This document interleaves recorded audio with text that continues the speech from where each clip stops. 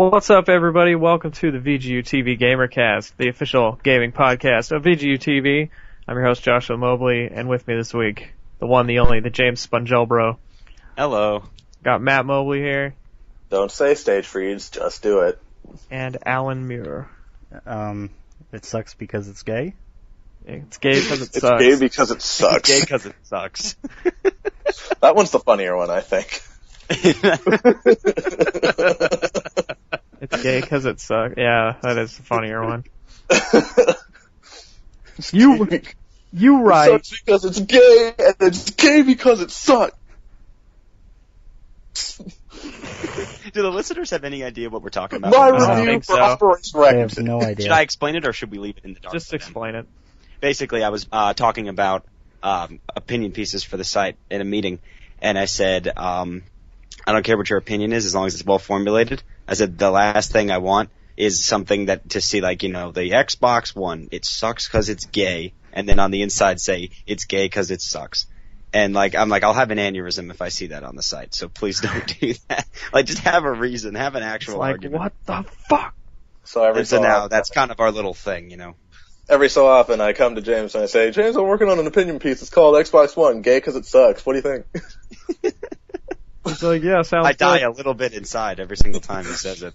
So Just he's make working it- on killing me. Just make it 5 words and have it on my desk in an hour. If I'm not mistaken, that and the Virtual Boy. Yeah. Oh, And then, still waiting on those games. Waiting on all Now those. you need the epitome of the worst articles for VGU TV. Virtual Boy. It's gay because it sucks.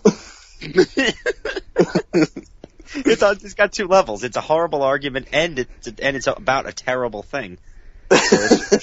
James is just like, I wish I was dead. Or we could I do, really hate it. That's how the review starts.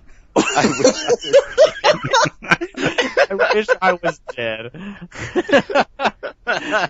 Oh man, this podcast got way off topic really quick. or we could do a Jimmy Hoffa series of articles for the Phantom. Oh my goodness. Who's Jimmy Hoffa again? Is it that gangster that disappeared? And he was I think he was at Teamster.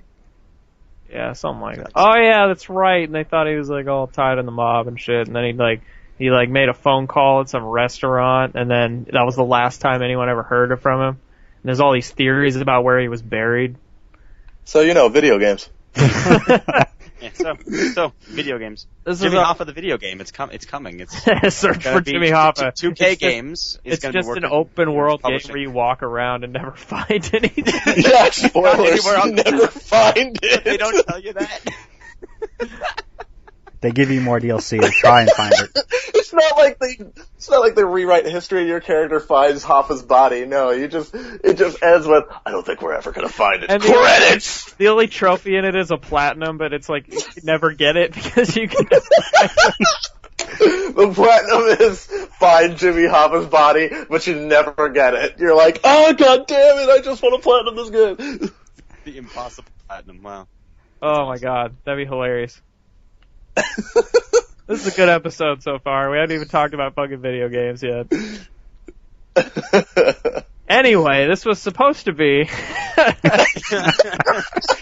our E3, our post E3 wrap up show where we talked about, all the cool shit we saw and So much. everything we're extremely excited for and all that good stuff. Do you guys want to do what are you playing? Because I don't really know that it's. I think we should just do. It's kind of a special one, so let's just talk It's kind about of E3. special, yeah, go ahead and just... Yeah. Let's talk about E3. I mean, spoilers, I'm playing The Last of Us, so, that's it. Yeah, I'm not, unfortunately. Sad. I'm playing Tony Hawk 4. Oh shit. James, don't be a bitch. Didn't you get that Last of Us? Huh? No, I was gonna buy it. I was back and forth about it. I wasn't sure if I wanted to spend the $60 right off the bat. And then it came out and it had all these rave reviews, but I never pre-ordered it. And that's never been a problem before for me. I go into GameStop on day one, big deal. I can pick it up any game. I've never seen a game sold out. It's been sold out of every single store I've gone to, Yep. and they're not getting it back for a week. So Yep. it's not like I'm dying inside because I'm not playing it. I'm like, I whatever, am. I'll just pick it up in a Oh, week. it's so But good. I'm dying But inside. yeah, it's gonna be a little while before I can pick up the game here. So good. So brutal, though. Jeez. Yeah. Anyway. Video games. E3. E3. But, So. I'm just gonna start off with like the first freaking thing we saw all day, which was Metal Gear 5. Oh. I'm pretty, you know, I thought I was really done with Metal Gear, but I'm pretty excited for 5. I think it looks awesome. I'm not gonna know what's going on at all, but I'm going to enjoy it. I'm like, they're in Afghanistan. I'm hiding on a horse. That's all I need to know. Hiding on a horse, that kind of was like, this is awesome. We're hiding on horses, we'll never know. Metal Gear Solid is never easier to understand than Kingdom Hearts. I said that on DualShock. Like, I understand Metal Gear Solid so much better than I understand Kingdom Hearts. So, you know, don't even come to me with this, I don't know what's going on. Well, I would argue that Kingdom Hearts is easier to understand, but they're both like, I have no idea. Like, but having the story spread on all those handhelds that you might not have been playing is a little more of a hurdle. If you just play, Kingdom Hearts 1, goddamn motorcycles. It's so loud. If you just play Kingdom Hearts 1, like, it's so simple. Like, the plot is so simple and easy to follow. But, yeah, I mean, it fucking, ugh. Like, after about 2, and then they started doing all the weird-ass mobile ones, you're like, Jesus Christ, I don't even... Who cares? I have no idea. Like, all I want is to play Kingdom Hearts 3. There's all these nobodies running around, and... You're like, what does this even mean? Is it like a Horcrux? Is it like a Horcrux? Oh yeah, it could. Now it all makes sense. But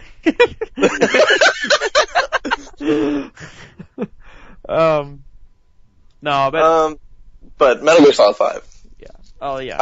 I told a friend, I said, dude, I really enjoyed Red Dead Redemption. I loved it, but never has riding a horse looked so cool. Horse stealth, as everybody called it. Horse stealth is like that. Like, I remember saw this meme. It was like, you know, the next generation of gaming, horse stealth. Watch, there'll be like horse armor DLC for Metal Gear. I mentioned this on the other show. I said, I'm glad that Metal Gear Solid 5 marks a return of two things. A, strange characters, you know, like there are in 1, 2, and 3, and 4. Because I, you know, as everybody knows, I've been playing the Portable Ops and I played Peace Walker, and there's a huge lack of those, like, characters like Psycho Mantis and Fat Man, and, you know, and all those, you know, the boss. But it looks like they're coming back. I'm also excited for the return of Ocelot. Oh yeah, dude, you gotta love Ocelot. Like, he's such an awesome villain. Ocelot is amazing. Plus, it looks like he's teamed up with Snake in this game. So yeah, well, you're Big Boss, right, in this game? Yeah, you're Big Boss. So it's a prequel. It's set between Peace Walker and Metal Gear. Yeah, or Metal Gear, not Metal Gear Solid. Yeah, the original Metal Gear. Okay, yeah. So maybe it'll make a little more sense. It'll be a little more coherent. But I agree, like, I thought the bosses in Metal Gear Solid 4 were fucking lame. They were like all the same person. They were all some crazy bitch in like a suit. Like, that's all they were. Oops. I never played 4. I still want to, but as everybody knows... to be honest, you really don't need to. It's a movie with like an hour of gameplay. I still want to because I love that franchise, but like... It's actually one of the, like, the first game that you got me for my PS3 when I got it like 2 years ago. It's sad that it's like, it has such a strong opening, but as the game goes on, it gets worse and worse.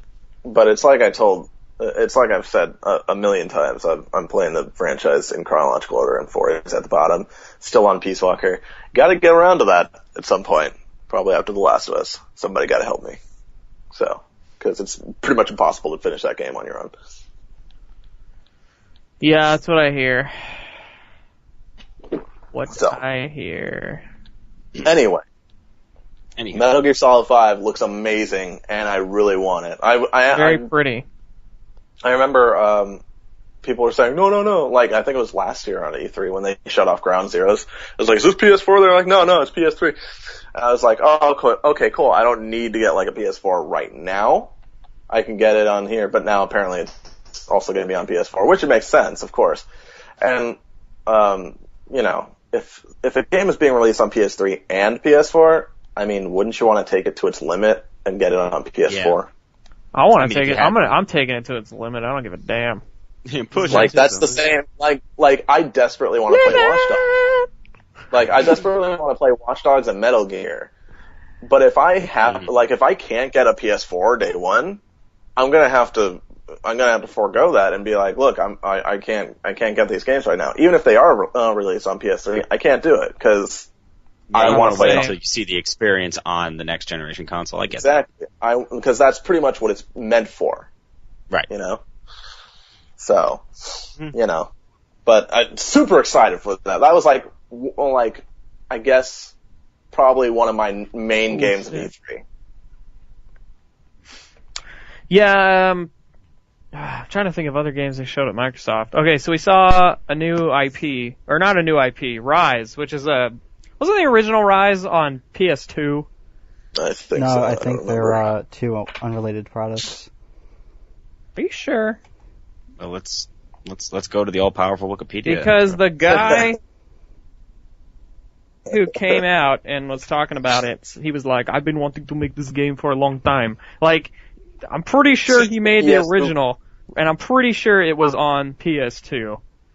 I'm trying to even find, because there's nothing, because putting in Rise, R-Y-S-E, which is how they spell it, there's nothing, it goes directly to Rise, Son of Rome, and there's no disambiguation, there's nothing else, it's just that. Type Rise PS2. See if it happens. Pretty sure. See if it happens. See what happens. If they'll release that. I just broke the internet, Josh.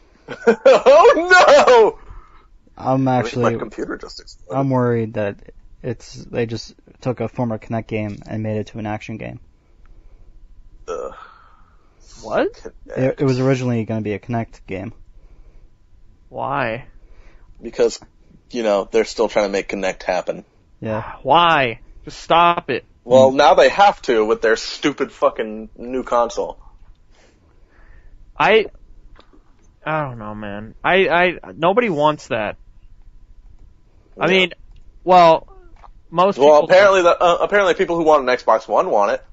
What are you guys yelling at? Because I'm still trying to find this Rise, and the closest I'm finding is Green Lantern: Rise of the Manhunters. So I don't. This search is not going so well. I can't confirm or deny these statements about new IP or not. But are we complaining about the Kinect? I'm assuming. Yes. Yeah. Okay, the Kinect. All right. What about the Kinect are we complaining about? It's dumb. That no one wants it. It's dumb. And nobody wants it. Nope. Fuck the Kinect. It's awful. It's the worst. Stop it! Hey, man. Yeah. Well, I mean, to be fair, here's the thing. I'm not big on the Kinect. I had the Kinect for a little bit. My friend won it at like a raffle or something and let me borrow it so I could play Kinect Star Wars and review it. So it was kind of a bad experience. But I got the Kinect. I also did Halo Combat Evolved and stuff with it. I wasn't a big fan of the Kinect itself. But what I have been reading, and obviously we can only take people, you know, kind of at their word. Microsoft obviously says whatever, but we can only take the people who've actually looked at the new Kinect and at the hardware and stuff. We have to kind of take them at their word because we've never played it. But I have heard, and there was an article on The Verge, I think that I linked to a while ago, that was kind of talking about how the Kinect 2.0 seems a little less gimmicky than the first Kinect. It seems like they really made it for this console, and developers are kind of figuring out a way to use it. Not, bless you. That's not just flailing your arms around. Because, it's like, I played Kinect Star Wars, and, there was so much jumping and moving around and stuff, and it was all so superfluous. So was, like, Halo Combat Evolved. There were a few things that were cool. Like, I did like saying girl. Old and new for, like old and new to switch the graphics and stuff. That was kind of cool. But like if I wanted to throw a grenade, it's so much easier to press left trigger than it is to say grenade and then wait for the thing to recognize and throw the grenade. That was dumb. But like in the Kinect demo for Rise, right? They basically you use the controller to do all the action. So when you're fighting with the controller. But they use the Kinect for like commands, right? So, he was fighting a person, and he screamed out archers, and the guy got peppered with arrows. Now that actually is kind of cool. Cause because they're not what I thought was cool about what they were showing, and this is obviously just potential for developers. It's not necessarily good or bad right now. It's just the potential for this to happen. But they're not because the first Kinect kind of took the controller away and made you act as the controller. This seems to be, at least what the developers are trying to do, is you're still using the controller. They're just kind of augmenting other parts of it with your voice and your gestures. And I think that that's a better way to go, because no one wants to put the controller down completely and just flail their arms around to knock balls against walls so they come back at them. I mean, that's knock balls against walls. Knock balls against walls. I mean, that's what the Kinect boiled down to this generation. So, I actually think, and in Dead Rising, they have it can read either your pulse, or it can read if you're a little scared in a particular sequence or whatever, or if you're making a little more noise or something, I'm assuming you could turn this on and off. But if you're a little more noisy in your room, you're going to tip off the zombies in the game and stuff. That kind of stuff is kind of cool. But it's on the developers. It's on the developers to make something that's kind of cool. But the first Kinect was just. Ugh. I just had a funny ass vision of some kid sneaking through this area, and there's all these zombies, and then his mom opens the door and is like dinner, and the zombies are like, and he's like, wow. That seems like a realistic thing that might happen in a zombie apocalypse. Oh man, yeah, you're sneaking through an area, and then your mom's like, dinner, and then your mom is like, dinner. Well, I know. Yeah, that thing is cool if you're going to be alone, and you're the only one making noise. If you have siblings or someone else running in and jumping and screaming and making noise, that's not going to work. But whatever. I mean, I agree with you guys. The first Kinect was awful. I want to see something cool out of it. They've shown me things that are maybe, but I'll have to see it in action. I can't. You can't judge it now. Yeah. So funny though. I don't know. It's not something, I don't want to do that. I don't want to fucking leap around and shit when I'm playing. Well, you wouldn't like the idea of, say, you're playing Rise Son of Rome, and you can yell at the archers to shoot at somebody for you, shoot the arrows. You wouldn't like that? That seems like it's of the time I play games is at night, because I'm always hanging out with my girlfriend or going out somewhere. So at 2 a.m, I'm not going to be in my room archers and shit. What that voice? With the accent and everything. You have to say that, exactly. You have to say that, but you can't just go archers. You have to go archers. Dude, if you're really gonna immerse me in that shit, I'm gonna be a Roman. All right. Yeah, it's if they ever had a Kinect equivalent for PlayStation, and he had to get a God of War game, it's not like it's gonna be Ares. He's gonna be Ares. You can't just say Ares. You have to yell it like he made you kill your family. Spoilers. Oh my god.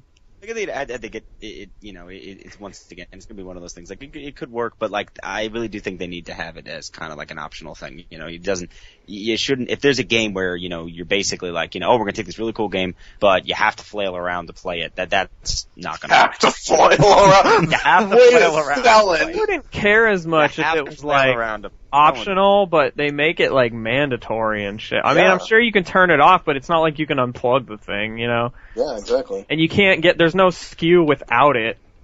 Right. Yeah. So you're screwed, That's that's part of the annoying part. Which is, why the console costs $499. At least with the PS4, you don't have to buy the iToy, and the console's cheaper because of it. Actually, I think it's bundled in. No, it's not. They already came out and said it's not. It's $60 to separate. That makes me happy actually, because I probably won't be buying one. I might buy one if you can use it for streaming, because I'll probably be using it for streaming. If that's the case, then yeah. If you're just streaming your game footage, then that should be fine, Yeah. Well, no, I'm pretty sure, because when they were talking about it, they had a little. like image of the person playing like in the corner of the sure. stream, which they do. But I don't think that's mandatory. Well, no, I'm not saying it's mandatory, but people do it. That's what I'm saying, and I think that option's built in. And if it is, I definitely want that because a lot of people do that when they do streaming, and I started doing it. Yeah. Mm-hmm. But that show's not just about you, Dick. Yeah, I know. Well, if we had like some premium Skype or something, then we could fucking have everybody, but right. we don't because we're poor. Premiums. Some kind of premium Skype. Yeah, if you pay for Skype, like you pay for their premium service, you can do like multiple video chat. Like you can have multiple faces and stuff. And a lot of people do that, like for if there's clans or whatever that play, like they have multiple faces. Right. But yeah, what else did they show at Microsoft? I can't Sunset nothing Overdrive. interesting. Sunset Overdrive, that Insomniac game. Man, isn't me or they're going in a bad direction. Well, They're going in a weird direction. They're not like leaving. I don't know what. You mean the game or the company? No, they're going in a weird and wacky direction with their games now. All I could think of when I saw that like trailer or demo or what, I guess it was a trailer, was that the character they were playing, the character that was being showcased looked a lot like Sora. Only without the really crazy hair. Quasi. Say Quasi? I said Quasi. I might have said Quasi on accident. Me eating a peanut butter and jelly sandwich, so that might be it. Yeah, that's probably it right there, yeah. It's Quasi. It's Quasi! That's some Quasi shit. Sunset Overdrive, I don't know. They didn't even show gameplay. That didn't speak to me at all. Sunset Overdrive, I don't know about all that. It looked kind of cool. I like the way the art style looked and stuff. I like Insomniac's games, but I don't know what they're trying to show me. You know what I mean? They didn't explain it. They were just like, here's our new game. Insomniac has never really grabbed me, honestly. So, what? Insomniac has never really grabbed me. Gotta play Resistance 3. Like, Yeah. I hate the first two with a passion, but 3 is freaking amazing. So good. Trust me. The one game that stood out at the Microsoft press conference for me, and I know a lot of people it was Titanfall, but that not for me. Titanfall's cool, but Quantum Break is the one. Quantum Break really does look looks cool. I mean, yeah, it's coming from Remedy, so I mean, I love Alan Wake. You know, he knows I love Remedy. Yeah, we love Remedy.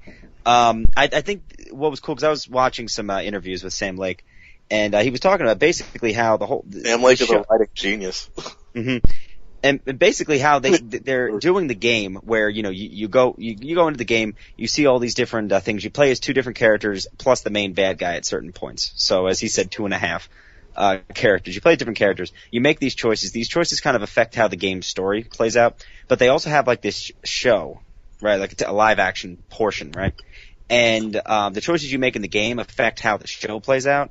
And the show is a different set of characters, but they see the same events. So you basically get to see kind of 2 sides of events and how they link together between the show and the game. And I thought that was actually a really interesting concept because I remember my brother always harps on this one thing in one of the Splinter Cells. I forgot which one.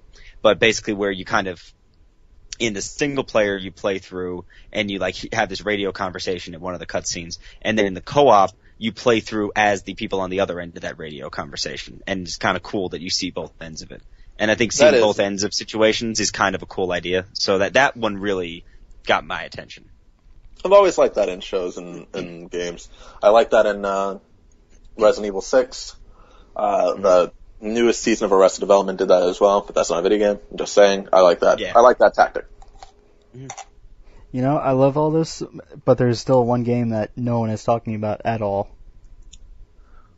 Mm-hmm. Defiance. Defiance. It's like everyone's like, okay, let's just forget about this. Talk about everything else. Just forget about Defiance. Alan's got to come in and bring up his bad game of the week that he's playing. And no, I'm just kidding. I've never played Defiance, but it's MMO, right? It's a third-person shooter MMO. Well, I'm not a big MMO guy anyway, so like I guess that's the problem I have is I forgot about it because I don't pay attention to MMO. But that's why Destiny is not really speaking to me right now. Though, it's not. I will say, as far as MMOs go, that Division looks pretty fucking tight. Division looks really cool. I'm kind of upset almost that it is an MMO because it looked really cool, but I'm like, I'm never going to play that though. Like, Knights of the Old Republic, when it came out, I'm like, I haven't bought the thing. I bought it. That's how much I really wanted a Knights of the Old Republic game, and I never played it. Like, I just can't do it. I can't do MMOs, but, you know. But yeah, no, Alan, you're right in terms of Defiance is kind of doing that. I just kind of feel that Quantum Break, because they're doing this show, but it's a little ambiguous to me if this show is basically just live action things that are in the game that are being sent to you, or if this is a show they're putting on television. I don't think it's a show they're putting on television. I think it's in the game.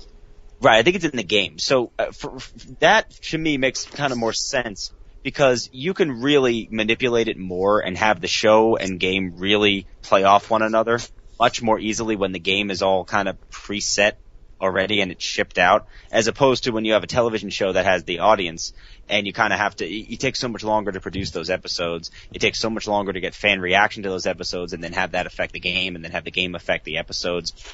I think that the interaction between the two is much easier when the live action show is kind of just off on its own as a part of the download.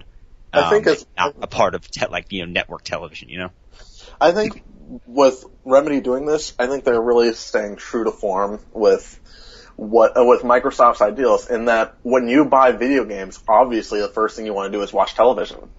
Kind of funny. Sorry, I had to go away for a second because I got called about my an internship I'm going to be doing, but I only really heard the last of that. No, that's fine. We were just talking about Quantum Break, and then Alan brought up Defiance. Oh God! And I'm also going to bring up that weird Raving Rabbids that has some TV integration. What was that? It showed kids flailing I and don't know. yelling. Was that? That doesn't really have any bearing on anything. All right, they're not actually participating in the show at all. I mean, that was probably the low point of the Ubisoft conference. Yeah, at that point it was like, let's go. I want to see Watch Dogs and Assassin's Creed, and they didn't even show them. They didn't even show them. They play. They play, to a lot of different audiences, though. I mean, yeah, we don't give a flying fuck about Rabbids or whatever that was, but there are definitely people who were buying those games. They were in Rayman. Why are these a thing? Because they're extremely popular. That's why. Yeah. So they're popular. People are so you gotta. Yeah, that's the thing, is you're not gonna. Ubisoft's press conference or EA's press conference or even Microsoft, Sony, Nintendo, whatever, not every single thing is necessarily going to be exactly what you want. Like, I'm sure there were things at each press conference that you were like, nah, that's not my kind of thing, And it could be for a simpler reason as they show off the Division and you're like, well, it looks cool, but it's an MMO and I'm not going to play an MMO. The Division, it could be as simple as that reason. It's different for different people. So yeah, I know you guys are like, well, I don't want to watch this, but it is what it is. They're going to show more than one type of game. If they just showed off Watch Dogs for the millionth time, then they're not diversifying. But seriously though, the Division. Seriously though, Bayonetta 2 on Wii U only. I have not watched any of that, and dude, here's the thing about Bayonetta 2. The first, the whole concept of the character is that she has long hair that wraps around and makes her outfit, and then all of a sudden in the second game, her hair is short. Well, how does that? It's cut into I don't know. You gotta look up the image. I don't know how to describe it, but it's short. Yeah, I know. My problem. I don't really have an issue with that. I really don't give a fuck. My problem is that it's on the Wii U only, and who the fuck wants to play Bayonetta 2 on that big ass controller? And also, who the hell with a Wii U wants to play fucking Bayonetta? Exactly. To be honest with yourself. It's Nintendo, and it's an adult game. It's a very adult game. Well, Nintendo needs something from especially somewhere since that's EA not gonna be first party stuff, because the third parties are just kind of ignoring Nintendo. They need something. Yeah. EA came out and said they don't have any games in development for them. Yeah. And they can't lose all that third party support. I mean, it's that is not true. EA is putting FIFA 14 on the Wii. No, wait, no, that's the Wii. Just the regular Wii. You're right. So nope. But You hey, tried to say it wasn't true, but it was. At least Nintendo has Wii Fit U. Oh, we fit you. It sounds like you started a sentence, but didn't. We fit you in the butt. We fit you for what? We fit you in the butt. That's what we do. I mean, like, I'm looking at a list of games that appeared at the show, and a lot of them are pretty good, but while we're talking about Wii Fit, what's the deal with that Wii Fit trainer in Smash Brothers? I was gonna bring that up. What is the deal with that?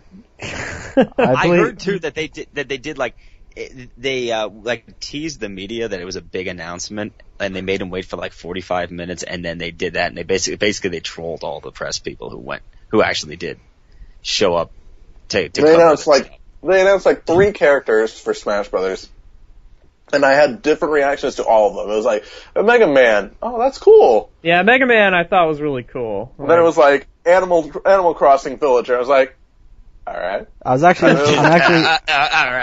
then it was like Wii Fit trainer. I was like, what? I love that. Cool. You know all what? Right. Yeah, the Wii Fit trainer thing is like, yeah, what? But like, I think I like Animal Crossing. It'll never be as good as Animal Crossing on the GameCube, but look for images of like, there's a static image of Animal Crossing trainer like he captures Mario in his net. Yeah. He captures Mario in his net, and like there's images of like the look on his face, and it's like, you're mine tonight. It's like terrifying. You're mine tonight. You're coming home with me. Oh man, what we're getting off track, but what? We're just going. I don't know if there was a track. So we were just like, and then there's this. And then there was the Wii Fit girl. What else was shown like at Are you trying to go in conference? I'm trying to go back to Microsoft. All right. Did they show Forza? Yes. Okay, yeah. You're like, I didn't give a... I don't know. Need for Speed Rivals got my attention. Forza didn't. They showed a game that That's because Need for Speed Rivals actually looked fun. Well, yeah, it looks like more of an arcade kind of game. I think Forza is good for what it is, but that's not what I want to play. I don't want to play that kind of racing game. Yeah, I don't. For Speed or Burnout, those are the franchises. I don't enjoy games that are like Gran Turismo and stuff. I know like Gran Turismo and Forza have their audience. You know, the people that want that realistic thing, and they buy like the $300 steering wheels and shit. You know, whatever. Whatever floats your boat. God damn it. Like, when I'm playing a driving game, I just want it to be like Burnout, and I want it to be like Split Second. I want to be driving behind like planes that are crashing and shit. Like, I don't... Fucking tight. I know. Split Second is so awesome. Split Second is amazing. I love that game. Rest in peace, whatever studio that developed it. Was it BlackRock? Pretty sure. Yeah. I think it was. They were help from Disney. They did a great. They only did one game. It was pretty fantastic. Well, that's because they released it on the same day that like Alan Wake and Red Dead Redemption came out. Yeah. They also that was like release suicide. Yeah. Microsoft also showed off Killer Instinct. Matt? They did show Killer Instinct. Surprised. That went terribly for them. Oh yeah. Lay back and take it, Matt. No, actually, it was much worse than that. The whole conference had been a big sausage fest. He's like, yeah, you bitch, lay back. Jesus Christ. My God. You like that, don't you? He's just tapping the buttons like a lot. You didn't see that, though. Like, Microsoft's conference just got really dark. No, the whole conference had been a sausage fest up until the point where they were going to demo Killer Instinct, and they brought their first female on stage to play against a developer who proceeded to beat the shit out of her mercilessly, and then said, "It's okay, just lay back, it will all be over soon." And then he proceeded to say, "You like that, don't you?" And she said, No, I don't like that. And as he was dealing the final blow, she said, "No, that happened." No. God, it's so funny because I cared so little at that moment. I didn't even hear that back and forth at all. I wasn't even listening to it. Take just that audio, and it sounds like the cheeriest rape you've ever heard. Oh my god. Put that on like some audio site. It is. Oh, it's the worst. And what's worse, what makes it 10 times worse is how scripted it sounded, which means that someone told him to say those things to her. Yeah, that was kind of a dumb, that was kind of dumb. Oh, they showed, we missed a, I mean, they didn't really show much, it was a teaser, but they announced Halo. Halo! Not Halo 5, the most Halo. interesting, that's the most interesting thing, and Alan beat me to it, but the most interesting about that is that they said Halo for the Xbox One. They never once said Halo 5. Yeah. So what the hell does that mean? Why are we not calling it Halo 5? On the wiki, it just says Halo. Yeah, why are we not calling it Halo 5? Because what like, if it's does every that Halo game on one disc? Like, does that mean something? Like, does it mean that it's not the next game in the Reclaimer trilogy, or are we just deciding to go Rambo and just stop numbering them? They call the game Master Chief. Master Chief, and then the next one is just Chief. Then the last one is John Spartan. And then the next one is 117. No, the last one's just called John. And everybody's just like, yeah. John. Yeah, no, I was wondering if there was any significance to that, or if they're just like whatever. I don't know why they wouldn't say Halo 5. It just seems so much more odd that they would choose to not say Halo 5. Don Matrick puts out this trailer and he's like, "This will get them talking." You know what? If we really want them to start talking. Yeah, if we really want to get them talking, just don't call it Halo 5. Just say Halo and just be like, what the hell are they doing? He's like, John Matrick could not have handled himself any worse than like when he was talking to fucking Jeff Keighley. I swear to God. Fucking with the oh yeah, well if people don't have a stable online connection. Sorry, I stumbled all over the place. He's like, that's okay. Xbox provides an offline service. It's called Xbox 360. Yeah, and it's not even like, it's like the way he said it too. He gave him this. Yeah, like it was like very fuck you. If you don't have a stable online connection, stick with our old console. Fuck off. I 100% disagree with you guys. He's saying that yes, this console is made for the future. It's made for this connected internet world that we're moving towards. We're already there for a lot of us. So see, basically, most of other basically, yes. What he's saying is that you have to have an internet connection to play this thing. So don't waste your money if you don't have an internet connection. If you want one, then get the 360. He's basically saying, well, since you're not ready for the future, why don't you just stay stagnant?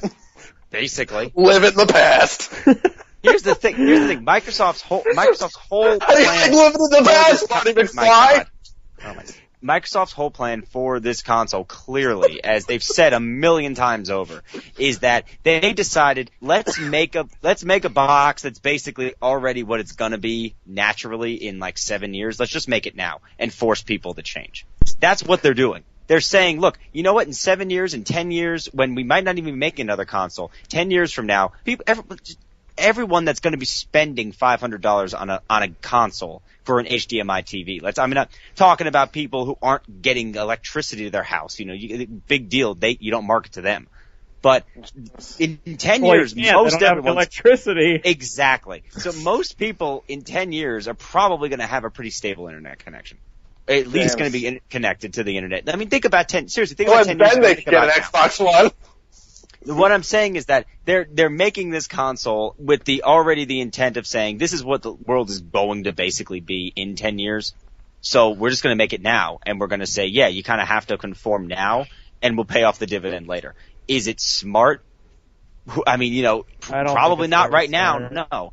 But you know what? That is clearly what they're doing with the console. So I don't think it's as big of a deal as you guys seem to think it is when he goes like, well, we have one. It's called the 360. He's saying don't buy it if you can't get an internet connection. Sorry.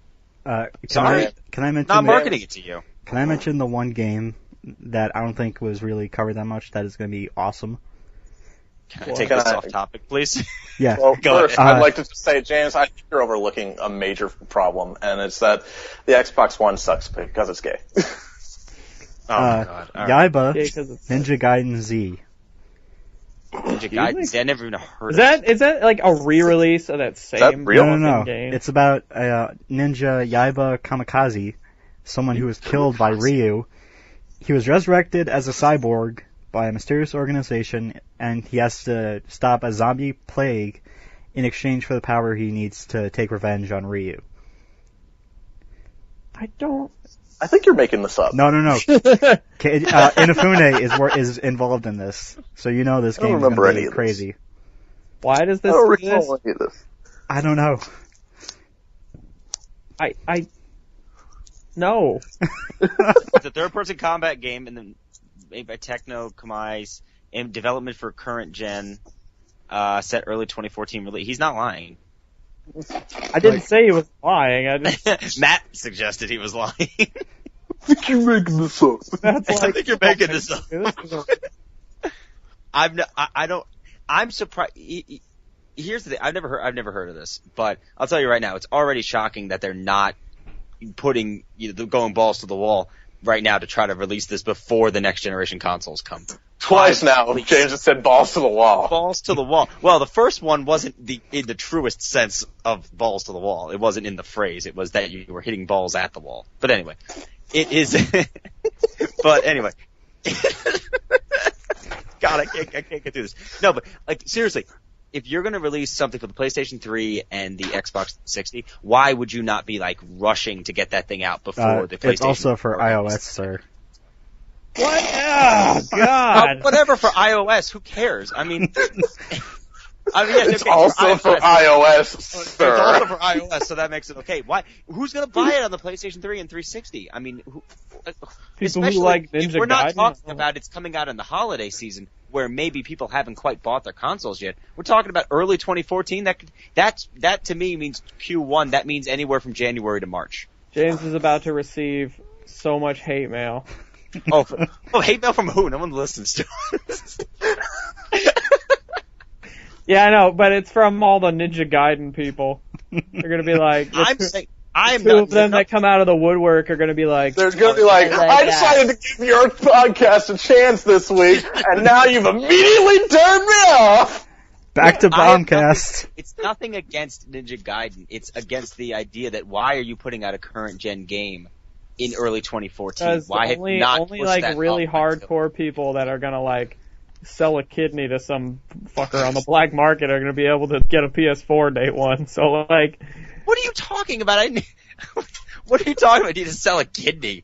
Because it's expensive, James. Yes, it's expensive, but come on. I mean, it's not like it's so ridiculous that only the richest of the rich, the 1%ers are the only ones who get the PlayStation 4. Okay, now you're it's just $400. It's not that big. Now you're just ruining my fucking joke. So thanks for that. Yeah, I give it your joke made no fucking sense, Josh. So joke made perfect goddamn sense. He's like, podcast is so awesome. Appreciate my humor. This podcast is perfect. Don't change the thing. This podcast is perfect. Anyway, I can't really think of anything else. Your assholes trying to make jokes and talking over each other. Anyway, at the end of Microsoft, right, there was Titanfall, which I thought was amazing. Titanfall does. And they kept talking about how it was like an exclusive, and then you figured out it wasn't. Yeah. At this point, people say exclusive, they mean it's not on the, it's not, if Sony says it's exclusive, it means it's not on Xbox. If Xbox says it's not exclusive, it means it's not on PlayStation. That's the, PC, the console gamers seem to basically just say the PC is its own thing. They're whatever. You know, and it's like, it's almost at the corporate level, they're like, whatever. That's not the point, though. The point is, I'll be able to play Titanfall on my PC. Yeah, you'll be able to get it on your PC. Oh, you know, I'm just saying in general, yeah, you take that with a grain of salt. When they say exclusive, a lot of the times that just means it's not on their direct competitor's console. They also played Battlefield 4 on PC. That's right, Battlefield 4. At their Microsoft conference. Mm-hmm. But yeah, that was kind of funny to catch after it was confirmed that Battlefield 4 is in fact a title screen. But like they've done that PC shit. Are we continuing? Time now, showing running games on PCs at conferences. That happens a lot. That's nothing. So I started after I saw that. I started watching everybody else's press conference to see if they did that too. They did that too, and I didn't really catch any. Mm-hmm. I watched Watch Dogs especially because I was like, this looks really good. I wonder if this is PC, but I saw lots of Square and X button prompts, so figured out it wasn't. But no, I mean it's also EA. They do that shit all the time. It's EA. I mean, come on. They're always that's one of my favorite quotes from the Microsoft conference is, "Are we continuing?" Yeah. Oh man, are we continuing? That shit was so funny. Dude, that was the silence during the dragon. It was so awkward. That press conference came to a grinding halt. It was like, oh man. At least they didn't end they didn't immediately end. Like the other press what the reveal. Did. The reveal where it was just they almost in the middle of a sentence stopped. It was the craziest stop. They were like, hey man, Call of Duty, it's over. Bye. Call of Duty's done. And then they just went to a screen and it was over. It was so fast. But yeah, no. It was so fast. Whatevs. Alright, so after that came EA, right? EA. Lots of sports. There were a lot of goddamn sports. Battlefront. Battlefront. Also, I literally cheered out loud. That's the only thing that made me actually cheer. I screamed yes when I saw Battlefront. Tom Freeman of DualShock Show said, and I quote, "E3 is over." That's right. Am I the only one who cared about Plants vs. Zombies Garden Warfare? I thought it was cool. It looked like it was a cool enough game, but I'm not into. I thought James was about to say that it had no soul. What? You heard what I said. No, but I don't understand why you said it. Oh, when you started the sentence, you're like, it had, and then immediately my brain was like, are you gonna say it had no soul? Oh, okay. I thought it was kind of fun. I don't know. It did look pretty cool, but I'm not. That's not my kind of game, you know. And, I didn't really. I kind of enjoyed my time with Plants vs. Zombies the original, but I have little to no interest in Garden Warfare. I'm actually way more interested in Peggle 2. Hell yeah. Yeah, Peggle 2. Did the guy, I don't know if I hallucinated this. Did the guy jump up in the air and then touch the ground when he announced that? Yes, okay. Alright, so I didn't hallucinate that. That really because happened. It's Peggle, bro. It's Peggle, dude. I'm just saying, first of all, I've never heard of Peggle. Jesus Christ, James, get with the times. Go play some Peggle. Peggle is amazing. James, I play adult games, okay? That's on the Xbox 360. You can get it. James, get on the Xbox 360. I'm not saying I can't get it. I'm saying there are plenty of things on the 360 that I don't play. Play it. He's like, I only play adult games, says the guy who reviewed Kinect Star Wars. Alright, that's a good one. You got me. He's like, God damn it. He's like, shut your fucking mouth. Hey, that was for science. I did that for science. Well then, play Peggle for some goddamn science, alright?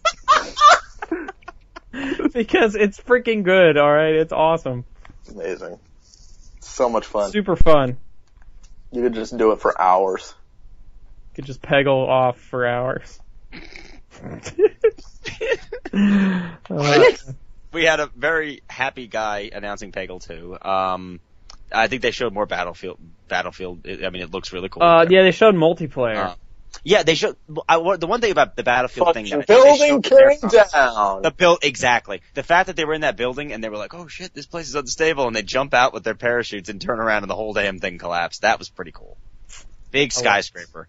This wasn't like a 2-story, house like in Bad Company. Like in Bad Company 2, I remember the big thing was that entire buildings could collapse. Right? But they had the buildings they had in there were they had a 2-story house or a little farm or something. It was cool that you could collapse the building. But there was nothing like that. No skyscrapers falling. Yeah. Company 2. So that was pretty cool. But at the same time, they didn't really elaborate on could all the buildings fall down. That is true. They just kind of showed you that it could. Just like particular buildings. They were like, "Here's that one building that's gonna get destroyed every single match." He's the one building that's gonna collapse. Yeah. Well, they collapsed and once again, it could be a pre-scripted thing, but they collapsed the tunnel that was right under the tank. I thought that was pretty awesome. It looked really cool, but like once again, is that a pre-scripted thing, or could you just do that? I think a lot of points you could do that. He just did it like. Because they were underground in like a parking structure, and there was a street above them, and he blew up like one of the the corner, and like it collapsed in, and the tank just happened to be there. But that kind of thing will only happen like every so often. But the fact that you can destroy like stuff from underneath you or whatever is pretty cool. Yeah, but it is a good idea. Another game that got announced that Josh is really excited for is Mirror's Edge 2. Mirror's Edge 2, and it's not an exclusive. And it's not exclusive. Thank God, because it's not. I was so rooting for the exclusive for no reason other than I wanted to see Josh do the video of his reaction, because that would have been priceless. Oh God, Josh would have been so angry. Such anger would have flowed from my Albert, superfan Albert, tweeted at me during the MGS5, after the MGS5 thing, and was like, "How mad are you that MGS5 is exclusive?" Because he heard wrong. He thought it was exclusive, but I was like, it's not. But believe me, if it was, I'd be so pissed like you wouldn't believe. Yeah, but I really don't like exclusivity. I know it's a thing. It's gonna happen regardless. I understand why it happens, but I don't like it because it kind of just makes certain people, because not everyone's going to buy both consoles. Not everyone's going to buy all three, actually. Not everyone's going to buy all of those. So it really just means that people who decide to, buy one will miss out on these gaming experiences, and the people who decide to buy the other will miss out on other ones. And regardless of if you think the one is better or the other one's better, there's no denying the fact that both of them have good experiences. Even all three of them have. I keep forgetting about the Wii U. All three of them have good experiences. Keep forgetting it's a thing, and there's one in my house. Yeah, I know. I'm looking at the controller right now, and I keep forgetting it's a thing. You're like, what is that thing? Speaking of exclusives. But anyway. Is that like one of them iPads? That's my Netflix remote. Speaking of exclusives, we forgot something during the Microsoft conference. Dead Rising 3. Oh yeah, that's right. Cool. We mentioned a little bit, but not really. Yeah, Dead Rising 3 than the previous two. So dinner's ready. Dinner's ready, honey. Dinner. Ah! God damn it, Mom! You fucking killed me! I hope you're happy! That's what I suspect. I became the dinner. That's what I suspect a typical Xbox One fanboy sounds. And then he killed her with a taco. Hey Matt, you know what PlayStation 4 fanboy sounds like? Oh man, this is so superior to everything else in the world. Exactly your voice. And it's so honest. I do love that you actually had a fight with Constantine trying to say the PlayStation was better than PC. I love that you really had that. That fight actually happened, and it was hilarious. Probably better than most people's PCs. Well, yeah, but I'm talking about a gaming PC. I'm not talking about PlayStation. I'm not talking about like my PC. My PC's not a gaming PC. I did not buy this thing for gaming. I bought it so I could do word processing and the internet, and it does that quite well. Yeah, it's just my argument just degraded to PCs suck because they're gay, consoles for life. I know. You started pulling out all these things and you're like, they suck. It's awesome. I didn't care. I had so much fun. Constantine is a very opinionated man, and Constantine's not afraid. Constantine is not afraid, and that's good. I like that. I like arguing with him. It's funny. Yeah. Even if I am wrong. Even when I'm wrong, it's fun. Oh my god, dude. Alright. They didn't really show much else at EA. Other than the sports. Other than sports stuff. Other than sports, well, I like sports. I like the sports games. You know, but we're not going to linger. So Ubisoft. They did show a trailer for Dragon Age Inquisition. Oh yeah, that looked really pretty. They got rid of the 3 off the name though. Yeah, I'm worried. Jump about right that. over Madden and go straight to Dragon Age. Bitch, Hey. you're as much okay. Dragon Age Anybody is who awesome. anybody who plays Madden exclusively and has like fantasy football teams and shit, you're no better than a motherfucker who plays D&D every weekend. All right, That's kind of true. No, it is people who are perfectly upset- true.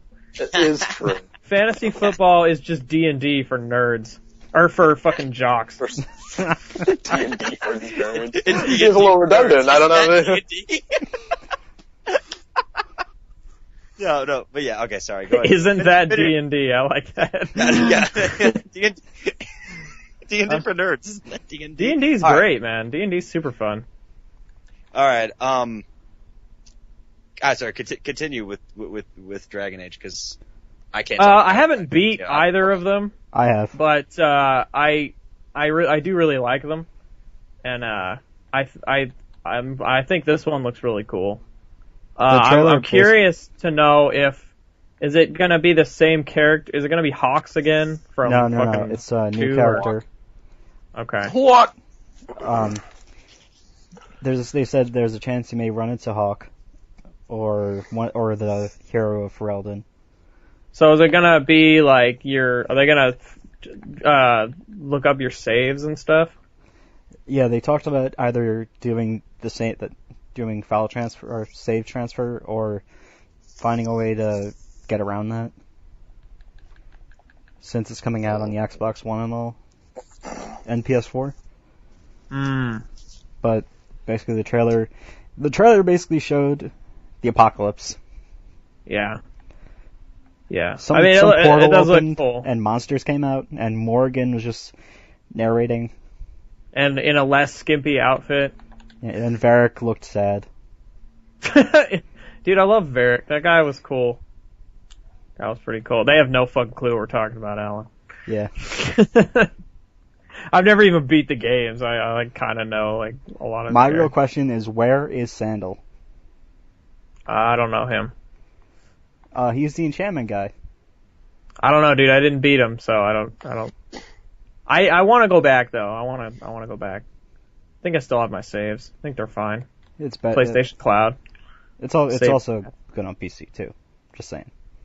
Yeah. Well, I actually started playing the original on PC, and I was kind of like, I appreciate how, like, you can do all the tactics and shit on here, but honestly, I kind of just want to sit back on my couch.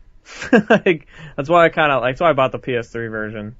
I was like, I don't want to, like, linger, like, in front of my PC and, like, do everything all slow. I just want to sit on my couch and fucking press the X button. Are James and Matt even here still? Yes. Yeah, I'm listening. I am politely letting you guys talk about what you want to talk about instead of going, oh, fuck that, I don't like it, go on doing something else. Hey. I wasn't saying anything. Hey. Sports ball. What was that now? Yeah, let's whip up. Anyway. Continuing on. Ubisoft. What else did they show? Well, they had 2 Assassin's Creed trailers. Yeah. And they had that Watch Dogs trailer, the CG trailer, which got leaked like that morning. So I don't know why we saw it again, but we did. It got leaked. I mean, that was the plan, was to show that trailer. I thought that trailer was they gonna mentioned. not show it? Oh, that's Sorry. true. I thought they were going to show a demo, but they ended up doing that at Sony. Yeah. So it was fine. Yeah, that trailer was pretty cool. I liked it. They also showed off Obviously we saw it earlier. Just Dance 2014. Oh, that's right. Oh, Jesus Christ. Oh man. That is like... Hey, Just Dance does well for them. I had a pretty funny line when they started showing that. I said out loud, "This is the antithesis of what I want to do in front of my TV." Yep. I don't want to do that at all. I don't like dancing at all. So the last thing I want to do is a game about dancing. I don't dance in real life. Why would I want to dance in front of my TV during a game? Like that's not what I do. I don't dance.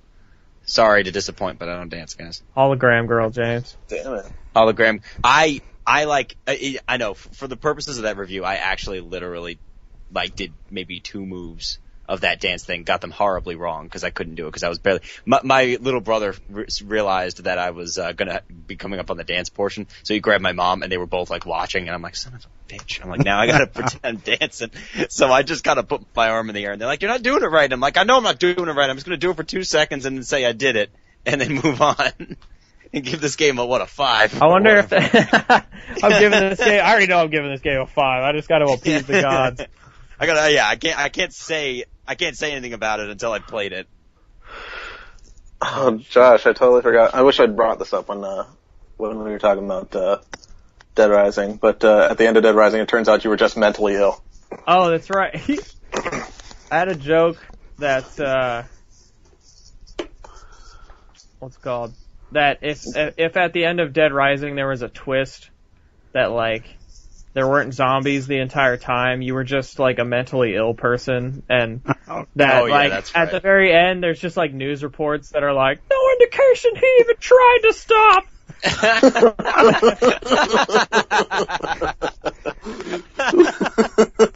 For the rest of the fucking day, Josh is just no indication he even tried to stop. Just muttering to himself, not even saying it out loud. Right.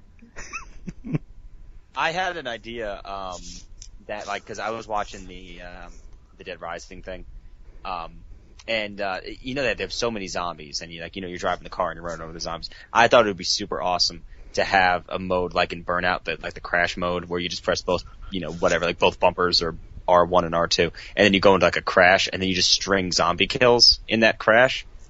Because in Burnout, cool. in Burnout you string damage, you smash into cars and it gives you more energy to keep moving. But same thing with zombie kills, throughout the middle of the street. I thought that would be really cool.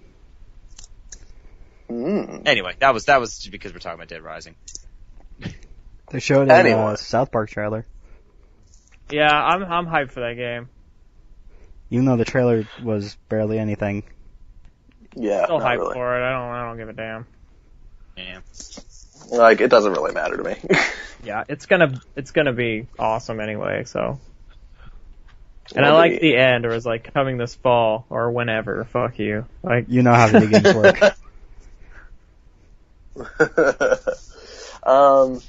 What else did they show? Fuck.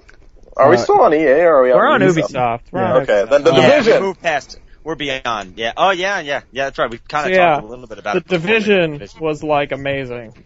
Yeah, I said to Josh, I was like, can they just, can Ubisoft do this every year where they just end strongly? Because, The Division was this year's Watch Dogs for Ubisoft. Where, they just, it was the last thing they showed, it was really cool, and it made you want to be oh my god, I really want to play this. Well, not James, apparently. James. Well, I don't like MMOs, so fuck you.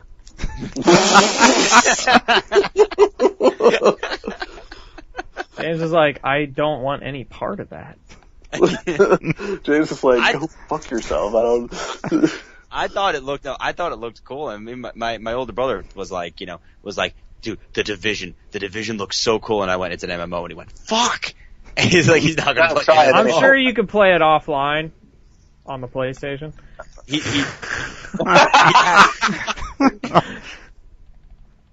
Ooh, good one.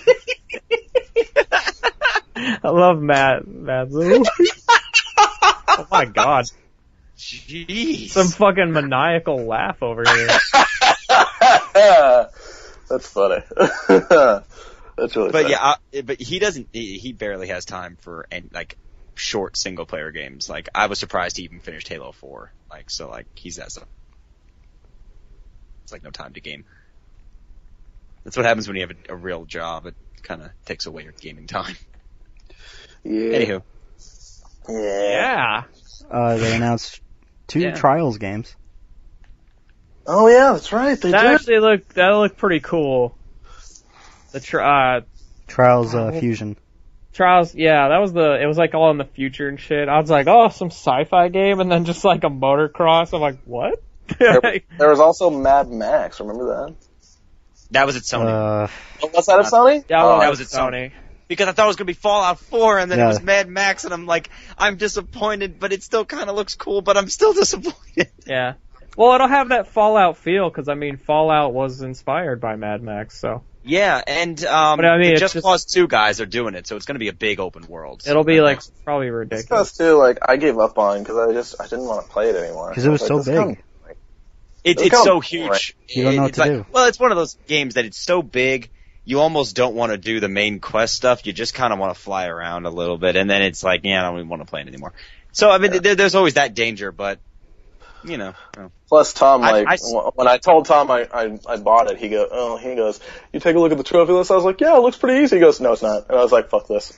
Yeah, he also gave a negative thing when I talked about how it had the island from Lost on it.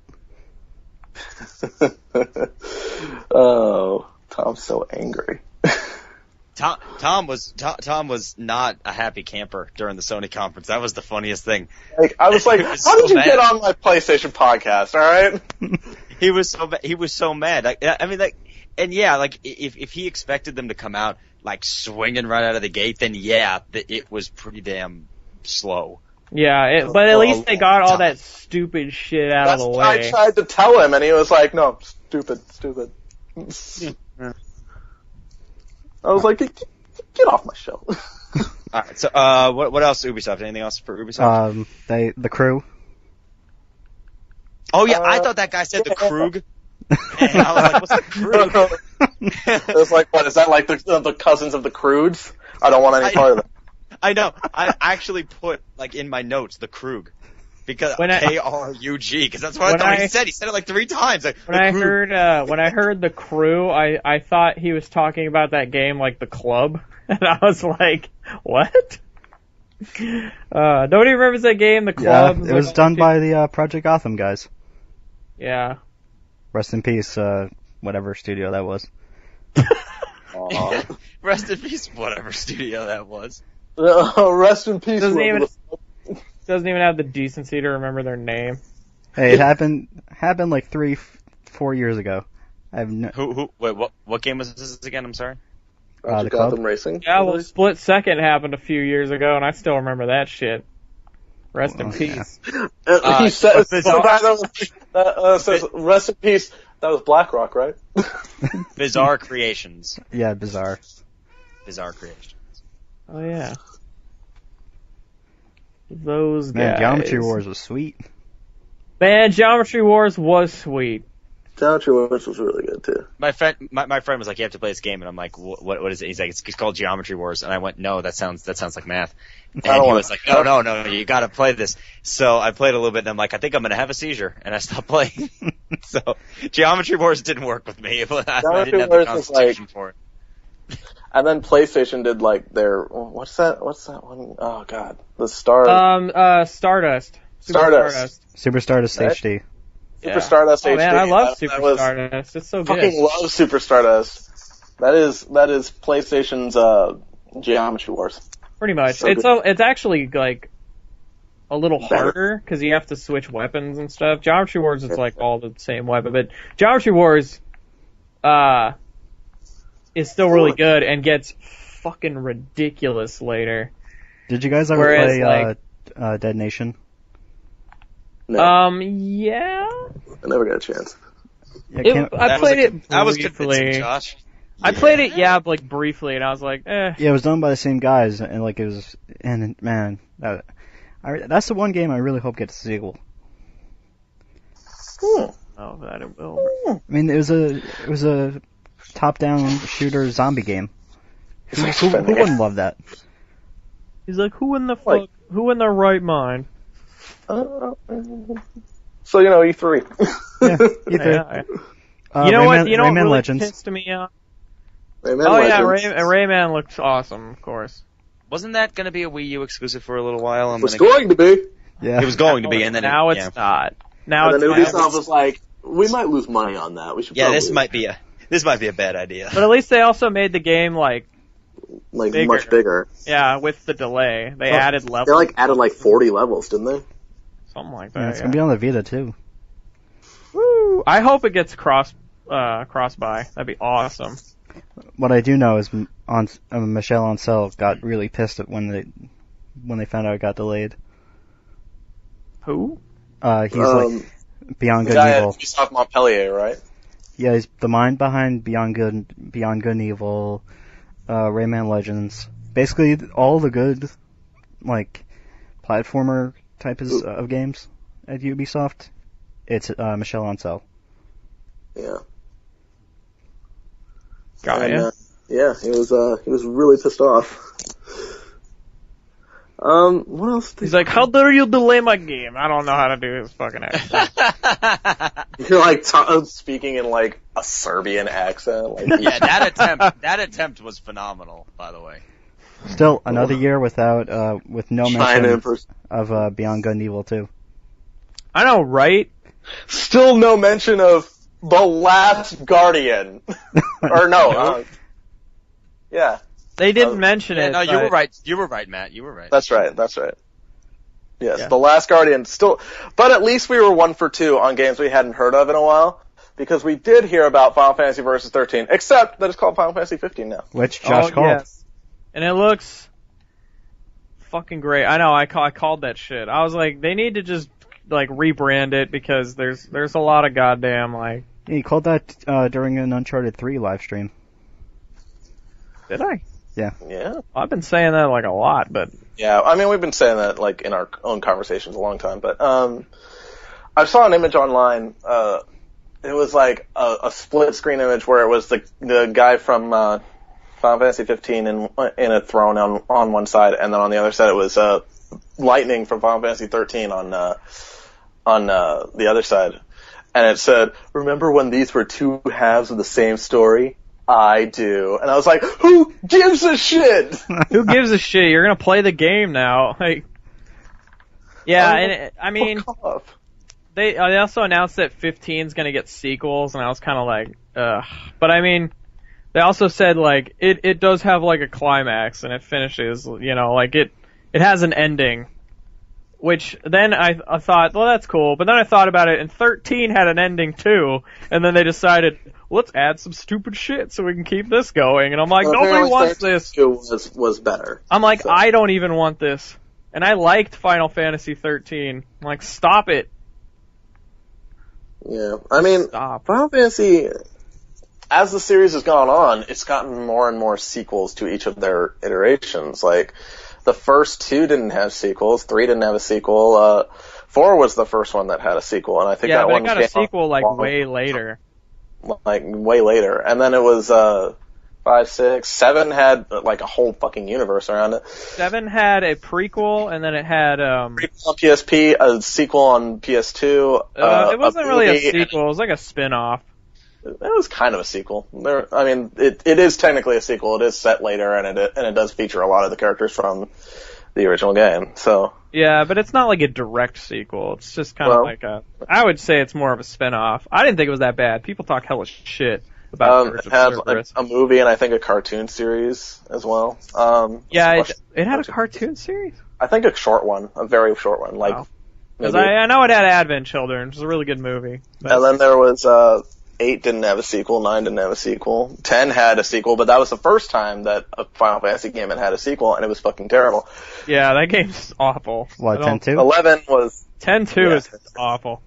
11 was online, 12 had a sequel years later on DS. Yeah. And then there was 13 that has 2 sequels. So, and then 14's online. So. Also, speaking of Square Enix, Kingdom Hearts 3. Oh, yes. Because VGU.TV is full of light. It is full of light. It's been a while since we referenced that. We actually, Alan, who was it on DualShock that said that? And I was like, oh yeah! We are full of light. May have been one of the Nates. I think it was either Nate or Tom, because it was just like yesterday that it happened. So, I'm pretty sure it was Tom though. So. Okay. Kingdom Hearts, it actually makes me want to finish Kingdom Hearts 1 and then get Kingdom Hearts 2 and play that one so that I can just wait for the HD collection. You get some trophies. Yeah, and it's in HD.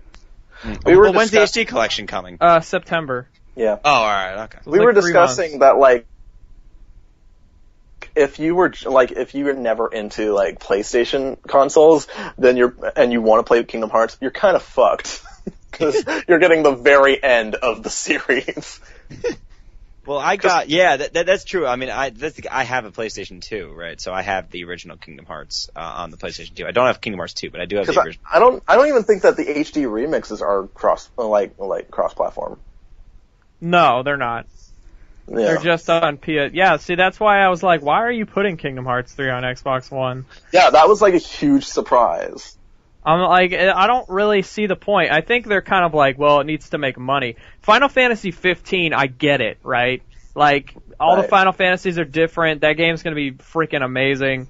And 13 was cross-platform as well. Yeah, and I think it sold like only a third of what it, sold on Xbox, but it still sold a bit, which means like 15 will probably sell pretty good on Xbox. It'll be fine, Did you guys hear the story what Tetsuya Nomura, how he was like really happy that Disney bought Marvel and Lucasfilm? And I have a feeling that we're going to see Wolverine in like some Kingdom Hearts game in the future. I know, right? It's like you're teamed up with Deadpool. Spider-Man levels and shit. I was like, oh, that would be... You're in a Death Star level teamed up with Deadpool, or, I don't know. This game is gonna get even more ridiculous, but I don't even care. Or no, yeah. You're like, I got this lightsaber Keyblade, and I'm going to fight like Spider-Man. Plus it's like Pixar, so, Mickey Mouse is with me. So you're like, I don't know, you're like in Monsters Inc. and whatnot, fighting with Yoda and shit. Dude, you got a Keyblade crafted by Tony Stark. It's cool. Dude, a Monsters Inc. level would be awesome. That would be pretty cool. A Ratatouille level where you cook. It's like cooking mini games. I don't give a damn. That's my favorite Pixar movie. Give me a Ratatouille level. I've never actually watched Ratatouille. God damn it, Matt. You and Nicole, like, I'm gonna force you to watch it. I haven't seen Ratatouille. James, get a flight.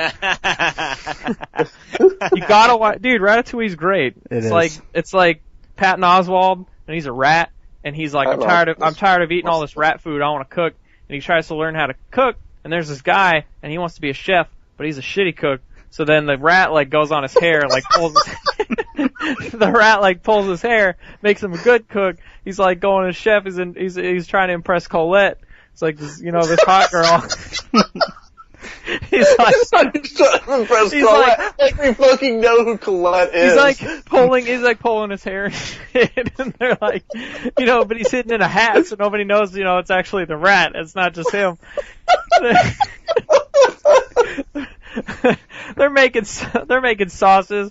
They're on motorcycles. They have a parting of ways, and then like the rat, Patton Oswalt comes back.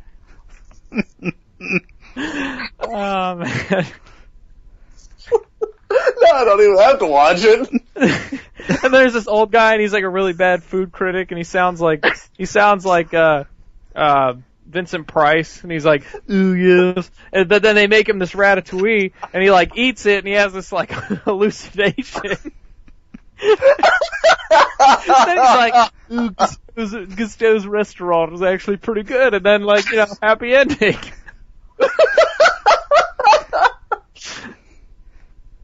And that was Ratatouille. I feel like we need to cut that off out and just splice together a bunch of like clips from that movie. Just crying now. Oh my god. We're supposed to be talking about E3. Ratatouille. Hey, they made a Ratatouille game. They did? It's all connected. They should make an HD collection for that. Oh my god.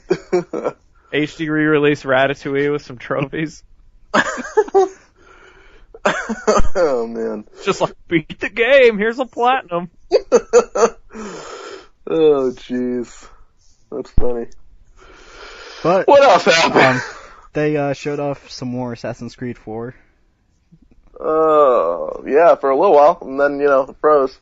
And then, it came to an awkward conclusion. That was sad because I really wanted to see more. Like, I was really entertained by what I was watching. I'm sure that whole demo is like on IGN or something. I'll have to look. You watch, I mentioned this as well on the other show, but if you watch you know how they did the abridged version with the British guy talking over the, over like the launch, or the conferences? Oh yeah. When, talking about when they show the scenes from, the Assassin's Creed freezing. It's like the whole screen, and then it's like, wait, zoom out, maybe they won't notice, and then it zooms out, and it's like, I don't think they notice. Wasn't there a demo that it froze and one of the guys like, "Can I leave?" And they're like, "No, you're staying on this." No. What happened was they did a joke thing with the Xbox when the Battlefield 4, because he went to the back to like ask him what was going on or something, and he goes to start walking, and you see the thing, and it's like, "Can I leave?" And then he turns around and walks back on the stage. It's like, it's just before he does that, they go like, "No, you can't." So then so he like walks back, goes, "Can I leave?" And they go, "No, you can't." He turns around and walks back on stage. Oh man, E3 is the best. Yeah. Oh yeah. Awkward shit happened at like both press conferences. We had the "Are we continuing" thing, and then we had the Assassin's Creed freezing, which I'm still sad about because like I really wanted to watch the rest of that demo because it was awesome. Yeah, the IGN live demos actually makes me interested, and this is coming from someone who only played 1. You need to get on 2, dude, because people who hate 1 really like 2, and I hated both. So, well, you can go to hell. Well, I'll be able to get them now with the Xbox Squared. Is that what they calling it? I don't know. I'm just guessing. Is that what the kids are calling it these days? I'm just guessing. Yeah, I'm just basing that off PS Plus. it's so fucking stupid. Yeah, okay. It's Xbox divided or some stupid shit. I don't know. It's just really stupid because it's like, I think it's look, we can give you free games too. They're like 4 years old, but here you go. Yeah, I mean, they're not giving you as much, but I think it's a step in the right direction. 4 and 6, because they're giving you Assassin's Creed 2 and Halo 3. Halo 3 is 6 years old. So they're basically saving you like $10. Still though, like, hey, it's better than I agree. online. I kind of made fun of nothing, I made fun of the fact that like, yeah, they're giving you like old ass games. But here's the thing though, like, it is a step in the right direction for Xbox Live. Like, they're actually attempting to like compete, and who knows, maybe they'll give you like some more premium shit. But I mean, for someone that has an Xbox, I think when they hear that makes them really excited. But for us that have PlayStation Plus, like, you're like, oh, you got Assassin's Creed 2 and, Halo 3 this month. We just got 8 fucking games. We just got Saints Row 3. We got Saints Row 3, we got Deus Ex, we got Uncharted 3, we got a bunch of Vita games. XCOM. We got XCOM, yeah, those are 4 like $60 games. During one of the sales I had recently on the PlayStation Store, I wanted to go check out the Xbox XBLA. Or not XBLA, just the Xbox Live Marketplace. Check out Time Shift, a game that came out in 2007. $40. Oh my god, Alan, stop it. I'm just saying, $40 for a game that came out 6 years ago. You didn't buy it, did you? Because that game's fucking terrible. Come on, alright. I went and bought State of Decay. Okay, that's fine. I hear that's good. Oh, it's fantastic. I wish they'd make a PS3 version. I thought you were like, I bought Time Shift. I'm like, God damn it, Alan! Check reviews first! Like, read the reviews! I paid $40 for Time Shift. It's like, stop it! It's painful, like, that sometimes you have to play those games. I'm like, stop, just don't, no, stop it. Don't do it. Don't do that anymore. So bad. Oh, another surprise, Deus Ex Human Revolution Director's Cut is actually going to be coming. They said, it's not coming to all the other consoles, just the Wii U. And then they said, actually, no, it's going to be on PC, Mac, PS3, and Xbox 360, which is cool. Like, I kinda want to get it. Is that weird? But, like, I really love that game, and I mean, I got it for free, so I'm about to sell my disc. But the thing is... the boss battles. Yeah, like, I really hate the boss battles. That's, like, the worst part of that game. That's what stopped me from playing the game. And they're fixing them. And I'm like, I get to replay one of my favorite games ever with fixed boss battles and probably have new trophies. So, it kind of makes me want it. But, I don't want to pay $60. I'll probably wait till it's like $20 or something and then be like, yoink. But. Yoink, son. But yeah, although what pissed me off is they came out with the Deus Ex The Fall. It's an iOS game. I'm like, God damn it, Ubisoft. No. You guys hear about Murdered Soul Suspect? I was actually going to bring that up when Josh was done. What? Murdered what? I was going to bring it up when Josh was done. I don't know what that is. What is Josh, are you done talking? Yeah, I guess. He's like, fucking I guess. No, I'm asking, if you're not done with the Deus Ex thing, then finish the Deus Ex. I was just mad because, I wanted a full sequel to Human Revolution.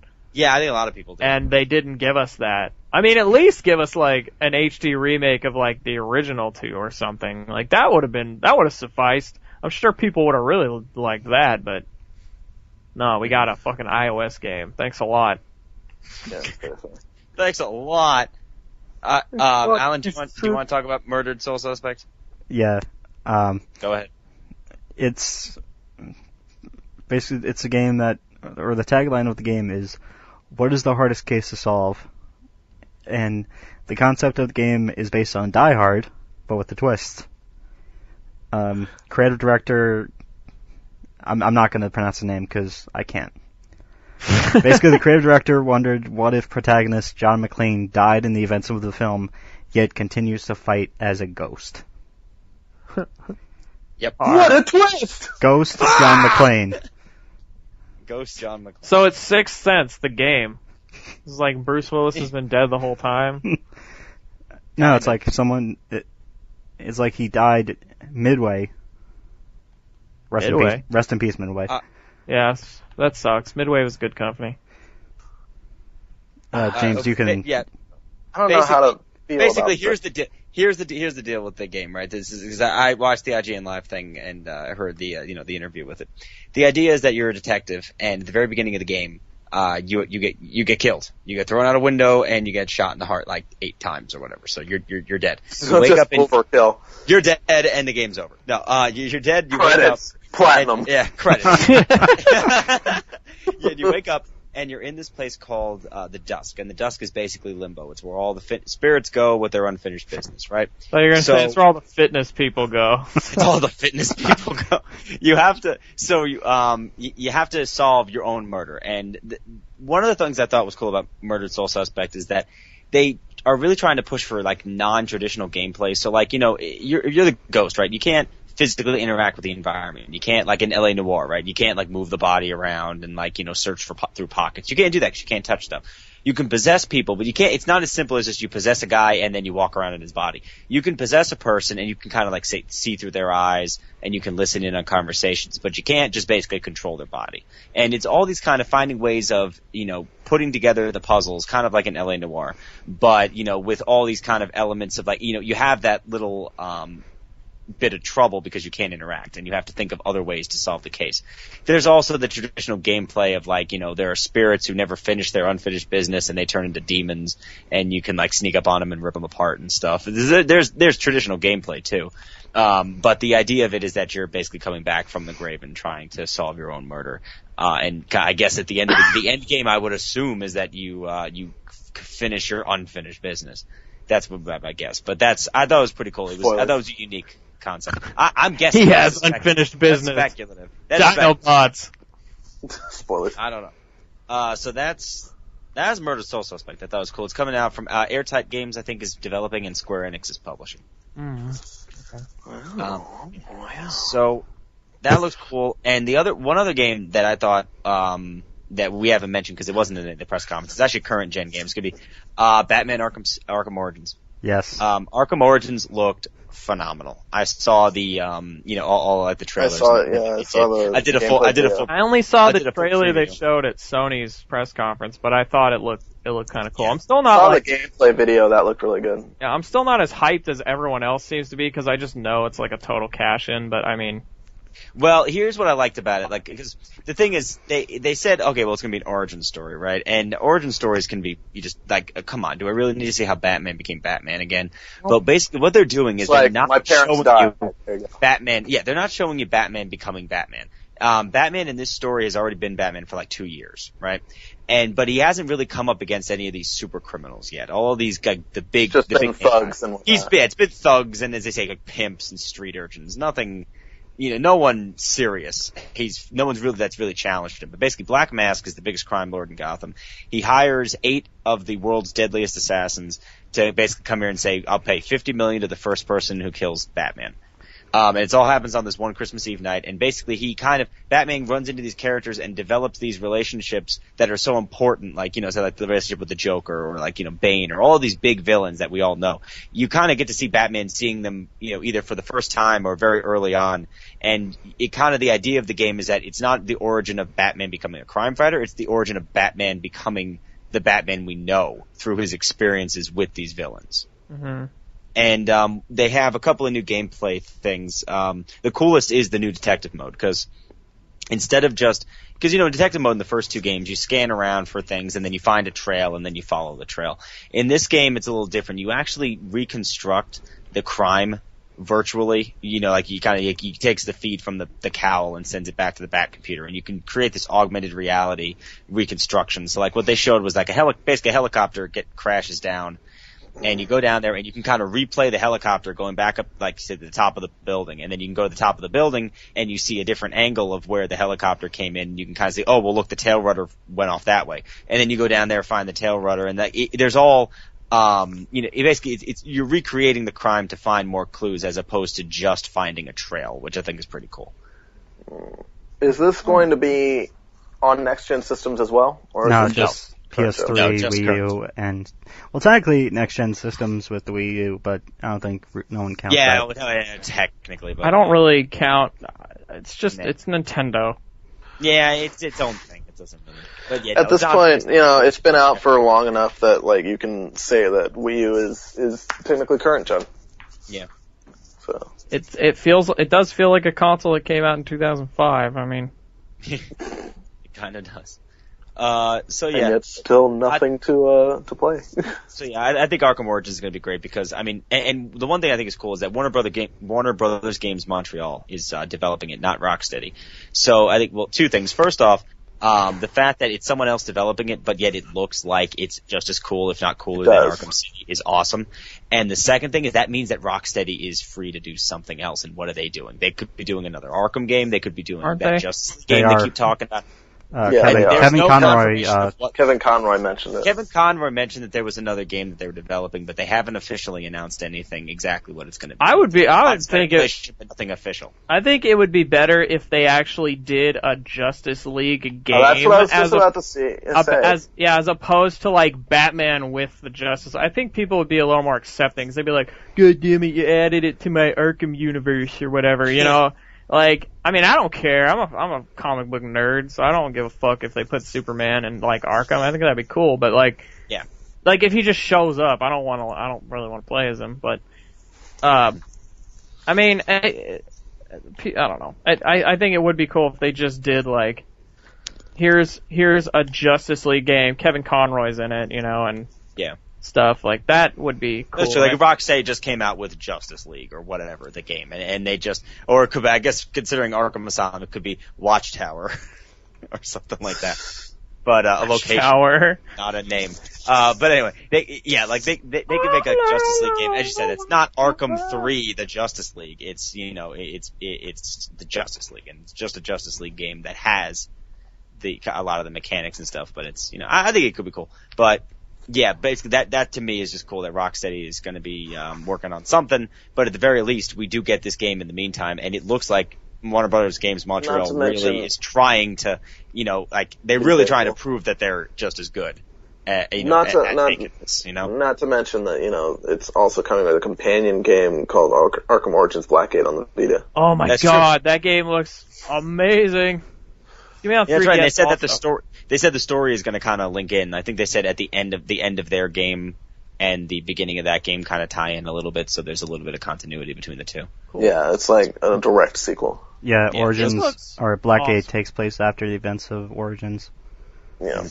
I think it looks cool. It's freaking like Metroidvania game. I'm all for that. Like you tell me that, I'm down already. Like so yeah, I'm hyped. Like I mean, I imagine Origins will be good, but Blackgate looks like something a little like slightly different, you know? And it's not like a full title per se. But I after Guacamelee, I'll have like a hunger for more games like that. So Guacamelee was so much fun. was. Yes. I gotta look at that ending because I was like, I need room on my hard drive, and so I just deleted it. I didn't even get the rest of the orbs. So are we gonna I move got on them, but I to, never went and beat it to get the other ending, so I don't know. Are we gonna move on to Sony? Yeah. I think so. I think it's a good time. We kind of started talking about some of the Sony stuff. Yeah. Like the Yeah, Orb? we talked about Square. Let's go over what we didn't talk about. The new Watch Dogs demo was really good. Yeah, Watch Dogs continues to impress. It's not like, and we'll talk about this a little bit later. But like Beyond Two Souls kind of is losing me the more I see about it. Watch Dogs is pulling me in further the more I see about it. We were just saying, like, well, I think it was yesterday, we were saying, you know, first, every demo we see, it's just different stuff, which, I mean, it makes sense because, yeah, as I was reminded, it takes place over a 15-year span. Right. Watch But, Dogs? like, every time... No, the other. Beyond. Two Souls. Oh, I was like, really? So, like, you know, every time you see a trailer, you're just like, first she's in a doctor's office, then she's in the streets, then she's running away, she's on a train, now she's in the army, now she's got no hair. What's going on? And why is Terry Crews here? But I mean, Terry I Crews want gets to play everything it. better. I want to play it, but I'm not gonna. But just like Heavy Rain, I'm not gonna buy it like day one. I'm gonna wait. I feel bad because I messed up that joke. What? Oh. Where I said Terry Crews when I meant to say Isaiah Mustafa. I don't even know what you're talking about, so it's fine. You got your Old Spice guys mixed up. Yeah. Jeez. Anyway. I don't even. Whatever. Because Terry Crews, Isaiah Mustafa, they're both guys. Oh, who did yeah, Old yeah, Spice yeah. commercials. Yeah, okay. I got you. He's like, fucking move on, god damn it! I don't know what you're talking about, man. You guys hear about the order? Yeah, Dude, the order. I think that looks the order. awesome. I have no interest in it at this time. Like, when I see gameplay, then I'll be like, oh, maybe. It's gonna be a third-person, like, squad shooter in the 1800s with vampires. Or, no, they're not vampires. They look like werewolves to me, to be honest, but nobody really I feel knows. like it's losing me even further. That I sounds know. cool, The more dude. you talk Like, about it, it's like, eh. think about, no, like, it's like its own thing. Like, they have, like, comm systems and shit. I think it sounds fucking cool. Also, Yeah, comm systems in the 1880s. Yeah, because it's its own thing, dude. It's like alternate history, alright? Yeah. this is Ready at Dawn's first original game. Yep. Because previously they've done the God of War, Just Horrible about games. that Chainsaw one. Daxter, Mm-hmm. and the Wii port of Okami.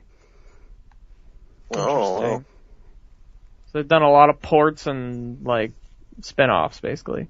Yeah. And then Sony was like, time to put your big boy britches on, and they held up some pants, and they were like, hell yeah, and this is what we got. We got the order. And they got out of their dresses.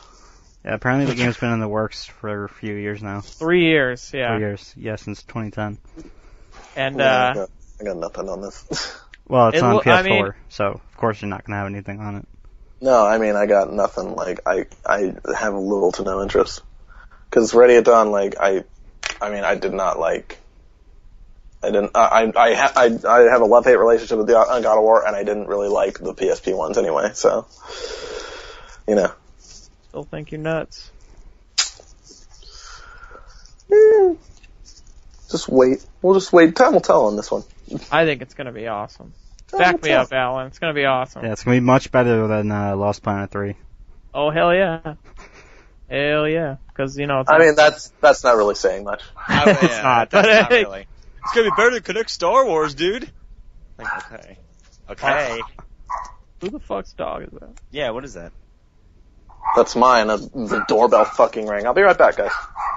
Actually, I can't really say anything because it's developed by Spark Unlimited, who've done 2 games I played. Turning Point. Okay. Was that any good? Like, I No, kind of wanted to it play wasn't. it, and then I played the demo and didn't enjoy it. And Legendary. Oh, Legendary. God. There's a Yeah. game with Pandora's Box in it, right? Yeah, with pretty much Had like griffins and shit. I don't know. griffins. It had evil fairy things. It had werewolves. Not good. Oh. Not the fun kind. I don't know about all that. They're doing the they're What doing else we talk Yaiba. about here for Sony or in general. The what? The what? God damn it, Bobby! You got a D in English? Bobby, you speak English. My favorite quote of all time. It is. It's pretty great. God, Matt leaving kind of derailed the show. How awesome is that? I still think he's crazy. I think 18 is it 1886 or 1866? 1886. 1886. I think that game's gonna be awesome. I think it'll be cool for like. That's the thing. It's like games are cool for like who they're cool for. Like I can appreciate certain games like say like World of Warcraft, right? I can appreciate how impressive it is, but I have no interest in it. And that's not to say like that I don't it's somehow it's wrong for someone else to be interested in it. It just doesn't appeal to me. I don't know that the order. I don't think it's going to be something that I'm going to want to play, but I can. Be Gears of War in the 1800s fighting werewolves. I really think it will be. Mark my words. It's gonna be the PlayStation's version of Gears of War. PlayStation's Gear. I am totally gonna quote you on that when this thing comes out and it's nothing like Gears of War. And it's nothing like This is Gears going of to be War. PlayStation 4's Gears of War. strategy Josh game. Mobley, June 17th, 2013. It's gonna be the PlayStation's Gears of War. I believe that. I really think that. But man, that, Make sure you add that part into the quote as well, James. I believe that. I really do. I really do. I believe that. I really do. So that you could just see like how vehement his belief was, how dead set he was. When we give it a 10, I'll rub it in your face. That was like when they had that. Write that down too. When we give it a 10, Which we don't even do. yeah, we don't do that anymore. For this, we will. Because I'm reviewing it. Put it in the Google Doc. you know what I'm gonna do? I'm gonna fucking like break your hard drive the day before it comes out, and then get it myself, and then I'll review it and give it an F. I kind of want to see you give try it a and break a hard drive. 9.9 so he It's can't. made of No, Matt. pointy ass silicon and like that. Then I'll fucking steal it. Matt, F. No. You have to give it an F. Something worse than an F plus because Zach gave Aliens Colonial Marines an F plus. I have to He give gave it it an F plus. He gave it F plus. He's I like, didn't know we did plus it's not and minus on complete F. shit. I didn't know we did plus and minus on Fs. Yeah, I don't think we do, which is funny. I'll give it an F minus. An F minus. He's like, I'll give it a G. That's Gotta how give much it I a hate G, this yeah. shit. This game is a Z. Fucking Z minus. A Z minus. It can't get any worse than this. Z minus, negative 10 out of 10. Oh boy. 0. Is there anything else that we want to talk about? Because I 0 think this stars. podcast's gone up for almost 2 hours now, which is fine because we knew it was going to be a long. Yeah, one. this is there a anything long else show. we talk about? I do have, none of you are going to give 2 fucks. I don't know if Alan might, but, they announced that Elder Scrolls Online Who gives a shit? coming to PS. I don't even give one fuck. I signed up for the beta. Did you? Yeah. Me too. Didn't get in. Signed up, didn't get in. Well, I mean, I'm a PlayStation Plus member, so I will get in. But, apparently it's also coming to Xbox One. I didn't know that. But, what makes me wonder is... What's going to be funny is that it's going to actually work on the Xbox. Is it gonna be free? Like, free to play at least? Am I gonna have Well, can I answer your question with a question? what? Who cares? That's not a question. Oh wait, It is a question. I care. So Apparently, remembers. this game will have absolutely nothing to do with any of the Elder Scrolls games, so it's basically like its Like own thing. its own thing. It's its own thing. I love how I like that idea. I like that idea though, because you don't like, if you're someone like me, and I didn't play Skyrim, but like let's say you're someone like me, and they had like a You're not Fallout missing thing that they wanted to do, right? I would hate it if I had to play Fallout Online to get Fallout 4. Like, let's say they did Fallout Online, then they did Fallout 4. It would really piss me off if they had like continuity between those, because they're two totally different types of games, you know. So I actually like that they're going to kind of keep. well, it most separate of the from Elder others. Scrolls games don't really have continuity. That's true. They always take there's place there's a little they always bit take of place like thousands of years later. You know. Yeah. Yeah, I mean, that's true. And the Fallout universe is very similar too. There are throwbacks, but there's really not full on continuity. 3 does feel like it has some pretty huge throwbacks to Fallout 2. And and New Vegas has some pretty big ass fallbacks on Fallout 1. Well, they do, but you don't continue also, character story arcs all that much. It's a lot of references, but it's not like you had to have, like, the fact that I didn't know that, you know, like, when the super mutant in the lodge in New Vegas was talking about the master and his army of mutants and blah blah blah, he explained that. I had no idea that was from the other games, because I hadn't played those other games. That's like the main premise of Fallout 1. But like, it didn't kill the experience. I didn't need to know that. He explained it enough that for me it was like, yeah, okay. It's like whatever. fan service, and then basically. Yeah, exactly. And it means more if you've played the other games, but if you haven't, it's not a barrier to understanding. That's the key. It's actually the perfect game for people who loved Project Van Buren. Like the president? It was a code name for the original Fallout 3 that was being developed by Black Isle. Oh, okay. It was like a 3D. It was like a 3D, like top-down isometric turn-based RPG, just like the other ones. But like they got kind of. So glad that didn't happen. There was going to be online multiplayer, apparently, like co-op. Here comes the hate. James like so glad that didn't happen, and now all the like Fallout. We got Fallout 3 instead, and I love all the Fallout I love the new evangelists are Fallouts. coming out of all those. Bring it on. Bring the ninja guys. No Bring the Fallout mutantsallowed.com guys. Bring just 'em. exploded. Yeah, James, bring but 'em. like 90% of New Vegas was Van Buren. Oh, okay, but they put it into that first person, like the game mode that we were used to in Fallout 3, that they had changed it. Because I know the first two Fallouts were not first person. Well, slash third there is person, kind of. There is a Fallout 1 story mod in the works for New Vegas. And Yeah, but mods don't count. Did they do that? It's coming along. It's still in development. Awesome, actually. It's pretty awesome. But back to Sony. Yeah. Infamous Second Son. Yeah. Oh my god, yeah. They didn't show any gameplay, but I watched a gameplay demo later, and I was like, yes. They did a really good job of keeping it. It looks like familiar enough to where you're like, this is Infamous, but they changed enough stuff to where you're like, it's new. You know, it has a different feel. I'm still somewhat disappointed though that this is Infamous is a franchise that touts like personal choice, and yet this game is basically saying, oh no, really, the good ending is the real ending. It didn't leave any sway. They had to have a canon, ending. Yeah, that's the thing. Whenever you put choice in games or whatever, it's all well and good, but what are you gonna do? You're gonna have some kind of canon between the two. Like, you know, if, and they did this too with, KOTOR 1 and 2.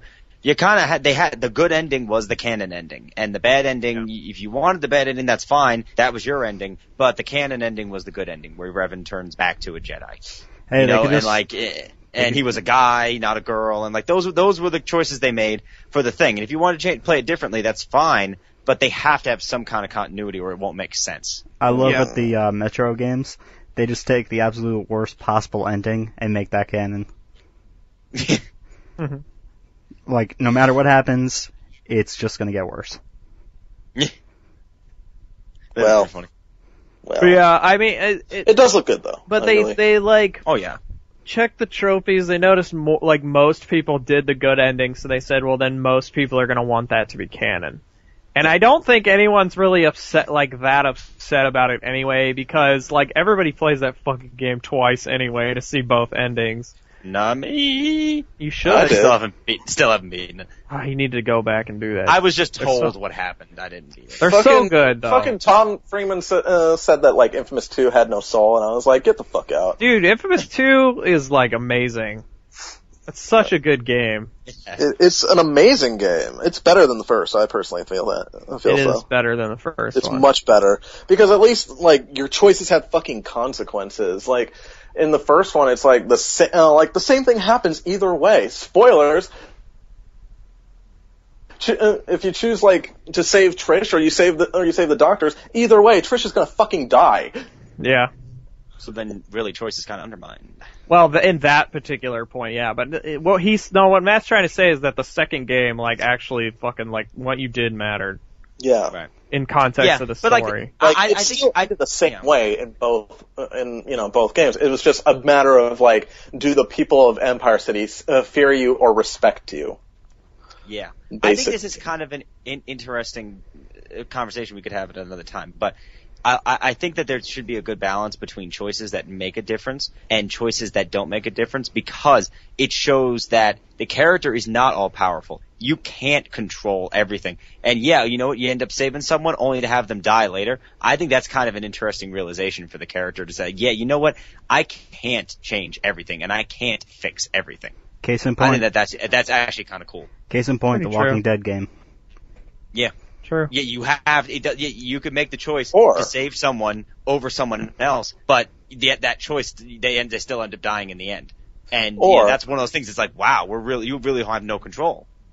Or, for comic book fans, Booster Gold's 52 pickup. Well, you lost me there. I like Booster Gold, but I've never read the comics. Oh, yeah. It's like right after 52, he goes back in time and whatnot, and like accidentally creates certain like events. Like he meets Guy Gardner for example, he meets Guy Gardner in a diner, and he's talking about like how his dad is sick, and Booster Gold he tells him like, you should go see your dad like before he passes, and then Skeets tells him like, because you did that, he won't become the Green Lantern. Like he he would have been closer to Abin Sur's wreckage, and he would have been the Green Lantern. But now that you sent him away, Hal Jordan is the next candidate. Yeah. And like then there's another part where like he tries to stop Barbara Gordon from being shot in the spine by Joker, and he can't do it. He can't. Yeah, he tries repeatedly. He tries like multiple times and can never stop it. He doesn't do. You know what would have stopped the Joker from doing that? Killing the Joker. That would have stopped him. Wouldn't have happened. No, because then fucking they would have found some guy. They would have found some way like fucking Joker from Earth 4 would like bring his ass over there, and then he'd swag on into her apartment and just shoot her in the back, and then it'd be like they would have done it anyway. It wouldn't have mattered. Comic books. It could be Booster Gold's whole thing could be like Jet Li in the one where he's just killing off all the versions of the Joker, so it's not possible that will happen.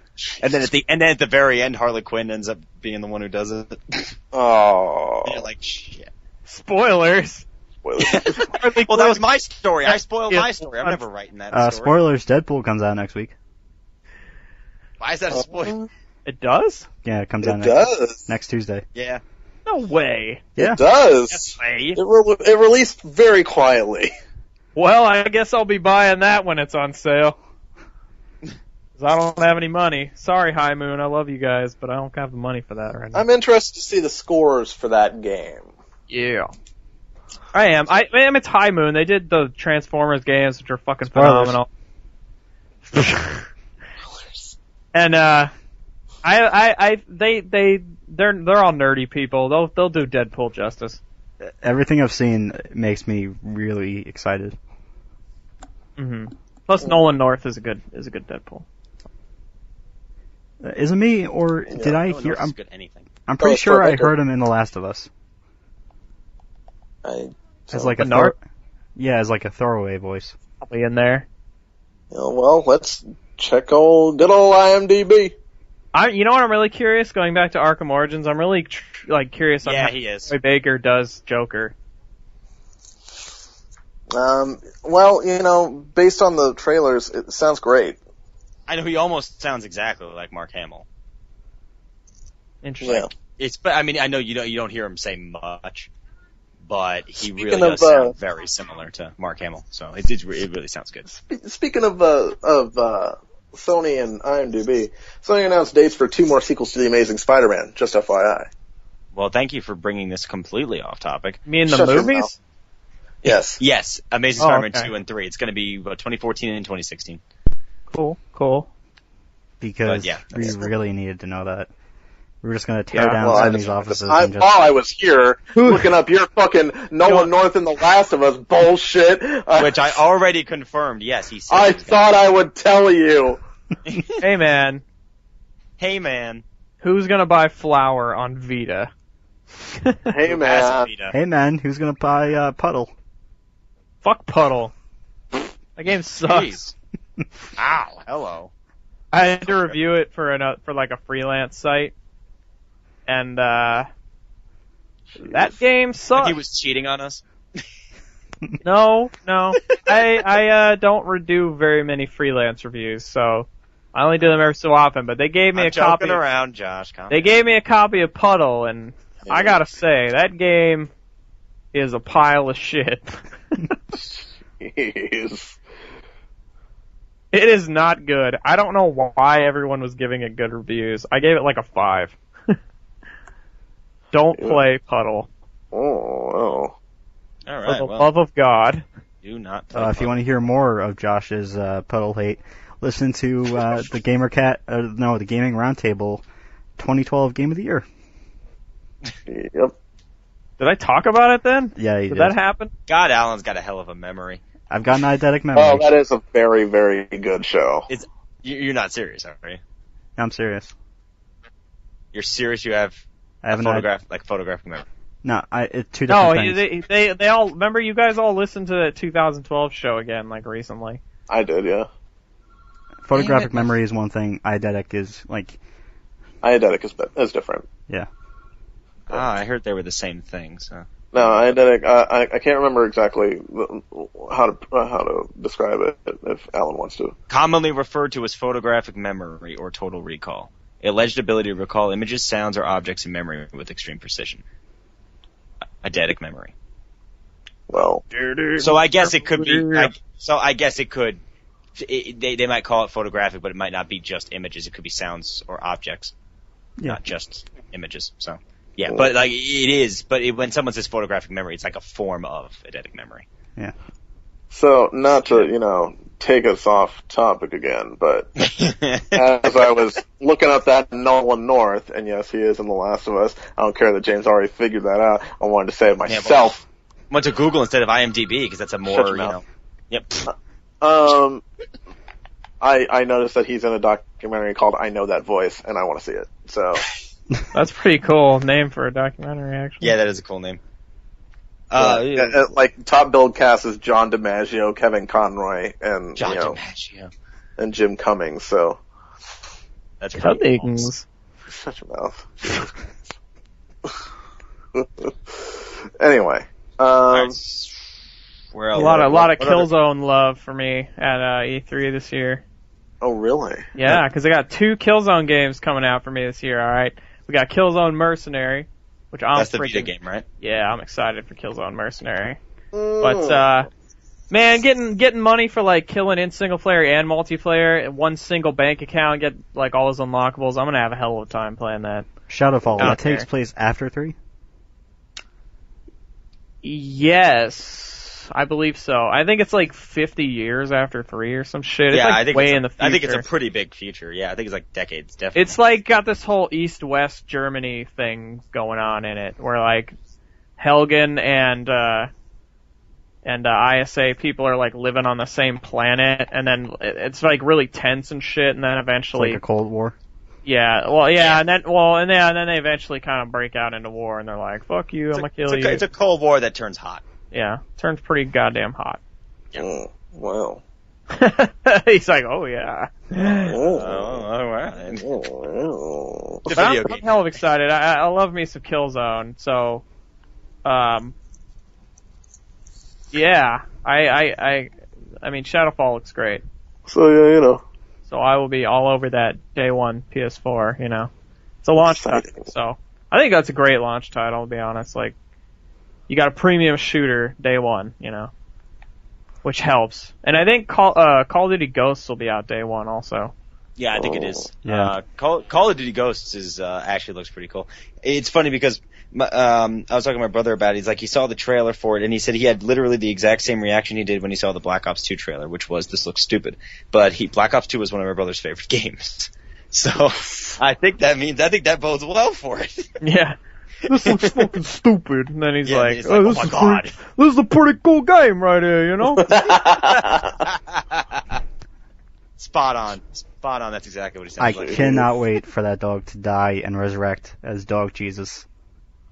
Dog Jesus? Dog meat, son. Ain't no dog like dog meat. There isn't. No, that's true. What was that? Ain't no game sicker than Halo 4. What was that? Was that the I know a tight game when I see one. Ain't gonna get tighter than Halo 4. title? They call it Fallout 3, but I know a tight game when I see one. Well, now we have to change it. It has to be a Halo 6 now because, like, they already announced fucking Halo 5. Well, they didn't. They announced Halo, as we said. So. On IGN, it says Halo 5. No, they called it the Division, but, you know, I know a tight game when I see one. Ain't no game tighter than Halo 5. Oh, There are man. 2 Halo 5s coming out. Another game that I'm excited for, I already know Matt's gonna, like, what he's gonna fucking say as soon as I say it. Knack. Oh, who gives a shit?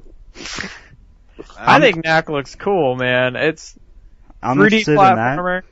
Huh? I'm interested in that, and also, I know Matt's gonna have a good reaction to this. Octodad. Octodad is tight. Dude, Like, Octodad. Octodad looks so much fun.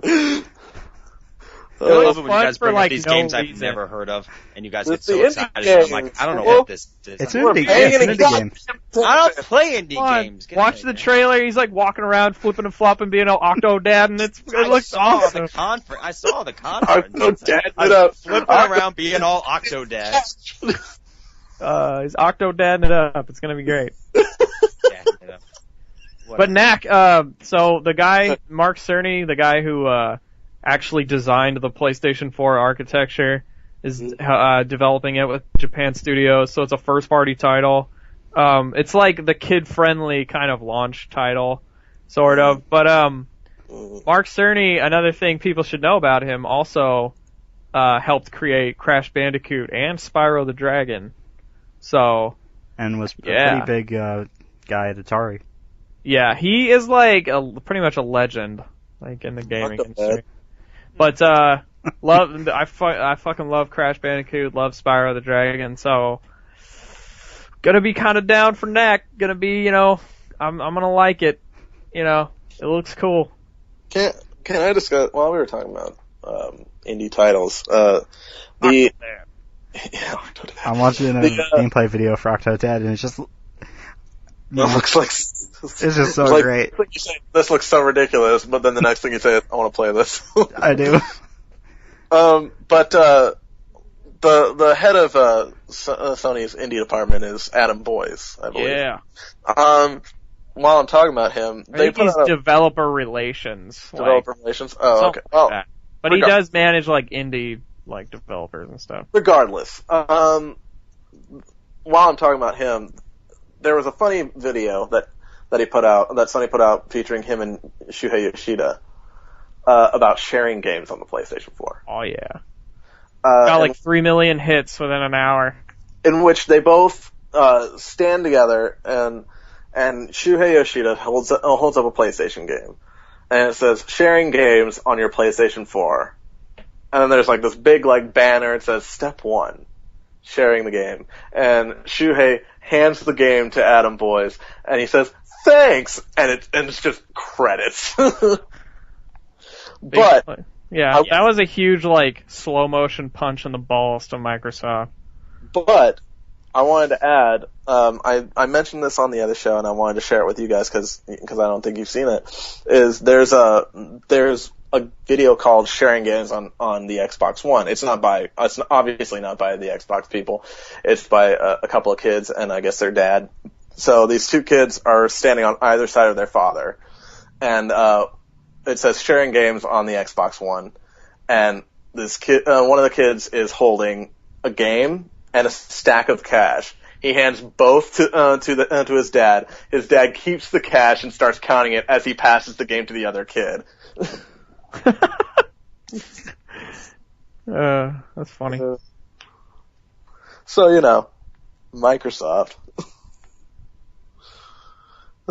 Anyway, I wanted to bring that up. James is silently in the corner, just like getting pissed off, like ready, planning his like, he's on like Expedia right now, planning his trip to come murder us.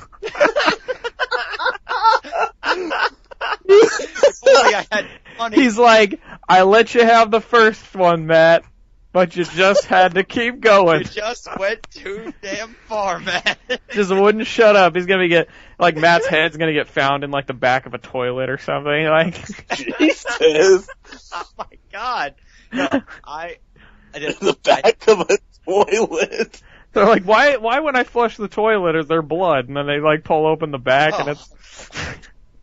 God, that is maniacal. Ugh. Pretty fun. It's like 7. It's like, what's in the toilet? Oh God, no. I mean, I don't. I think that obviously Microsoft has made a lot of errors here. I just think it's everything's a little blown out of proportion. I think people saying that the race is over. I think people saying that there's no way the Xbox can come back, that there's no way that it's going to offer anything, that it's already shown that it's not, capable of anything good. I think all of that stuff is so reactionary and stupid. You're overreacting. There's 5 months before it even hits the store shelves. And let's be real about this for a second here. Sony came out in 2006 and said we're going to basically invest in the future by putting the Blu-ray in this thing and making it $600. No one wanted to pay $600 for that thing, especially considering the Xbox was $400 at the time, right? So extra $200 because of what, a Blu-ray player? No, not going to do it, right? Sony made that mistake. They had trouble getting through it. But, eventually that Blu-ray player, which at the time everyone was like, whatever, I'm not going to pay all that extra money for it. That became a big deal. And everyone was like, oh, that's cool. Get a Blu-ray player with the game system. It became a selling point for them.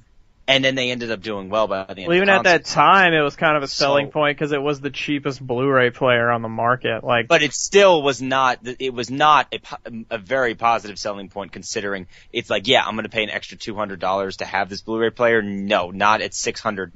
Not for a gaming system that can also do Blu-ray. And especially considering the format wars were still going on when that started. Obviously, Blu-ray was going to win, but they still did have, a back and forth between HD DVD and Blu-ray at the time.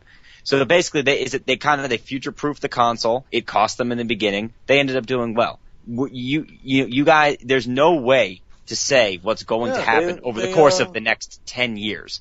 And it's just ridiculous to say that. Yeah, I mean, like, in the 5 months between now and when the consoles actually come out, there's going to be so much stuff that's going to change that I don't even think it's going to be the exact same landscape as it is right this instant. So I just think the overreaction is what annoys me. It's not the fact that people are criticizing Microsoft for stupid policies. That's not what bothers me. It's the overreaction to it. I think people are really, really blowing it out of proportion. It's just way far beyond what the reality is actually going to be. People are like, they're even thinking like, oh, well, if like the Xbox Live, because the games are tied to my account, that if I get banned from Xbox Live, do I lose all my games? Or questions like, if at the end of the console, cycle, can I not play my games anymore? Because do you really think they have it that's something they're going to do? I mean, that's so above and beyond stupid. That's so above and beyond. That's like those should be givens. I ever saw this interview that I actually put the important parts of it up on the site with Major Nelson, and he gave this because the reporter or the interviewer basically said yay after one of those things, and he went, yay, really? And he goes, you didn't expect that? It's like, come on, you had to be expecting that. It's like, this is common sense things that people are starting to they're blowing it too far out of proportion. Yes, the use game policy is very convoluted, although in the end it's probably going to end up being very similar to what's going on there, to what's going on with the PlayStation. Since the publishers have all the control either system, they're probably going to do the same thing on both systems, whatever they come out with. So it the use game thing depends. is It basically the does, same. but it depends like on the developer and the publisher. And the thing is, though, people who like saw that and got all pissed off didn't read the fact that Trenton said it's the same system we use now for the PS3. Like they're saying like if you want to have like online passes or you want to like do anything like that, then yeah, you're allowed to. But he said none of our first party games will have that in it, which I think is great. It's like Microsoft isn't going to take any fees from used game, like, say, transfer things. So, I mean, here's the thing.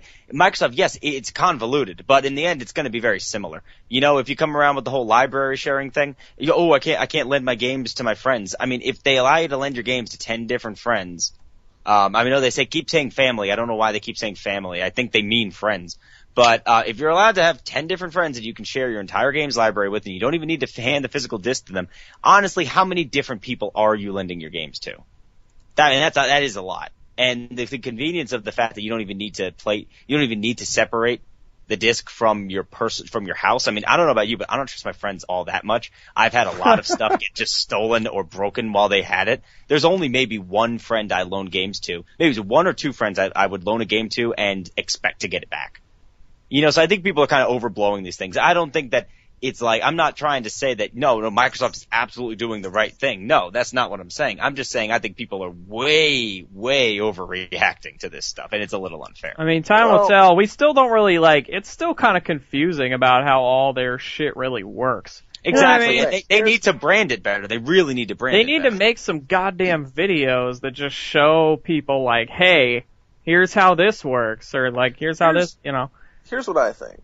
James, we're supposed to learn from our mistakes. Sony did that.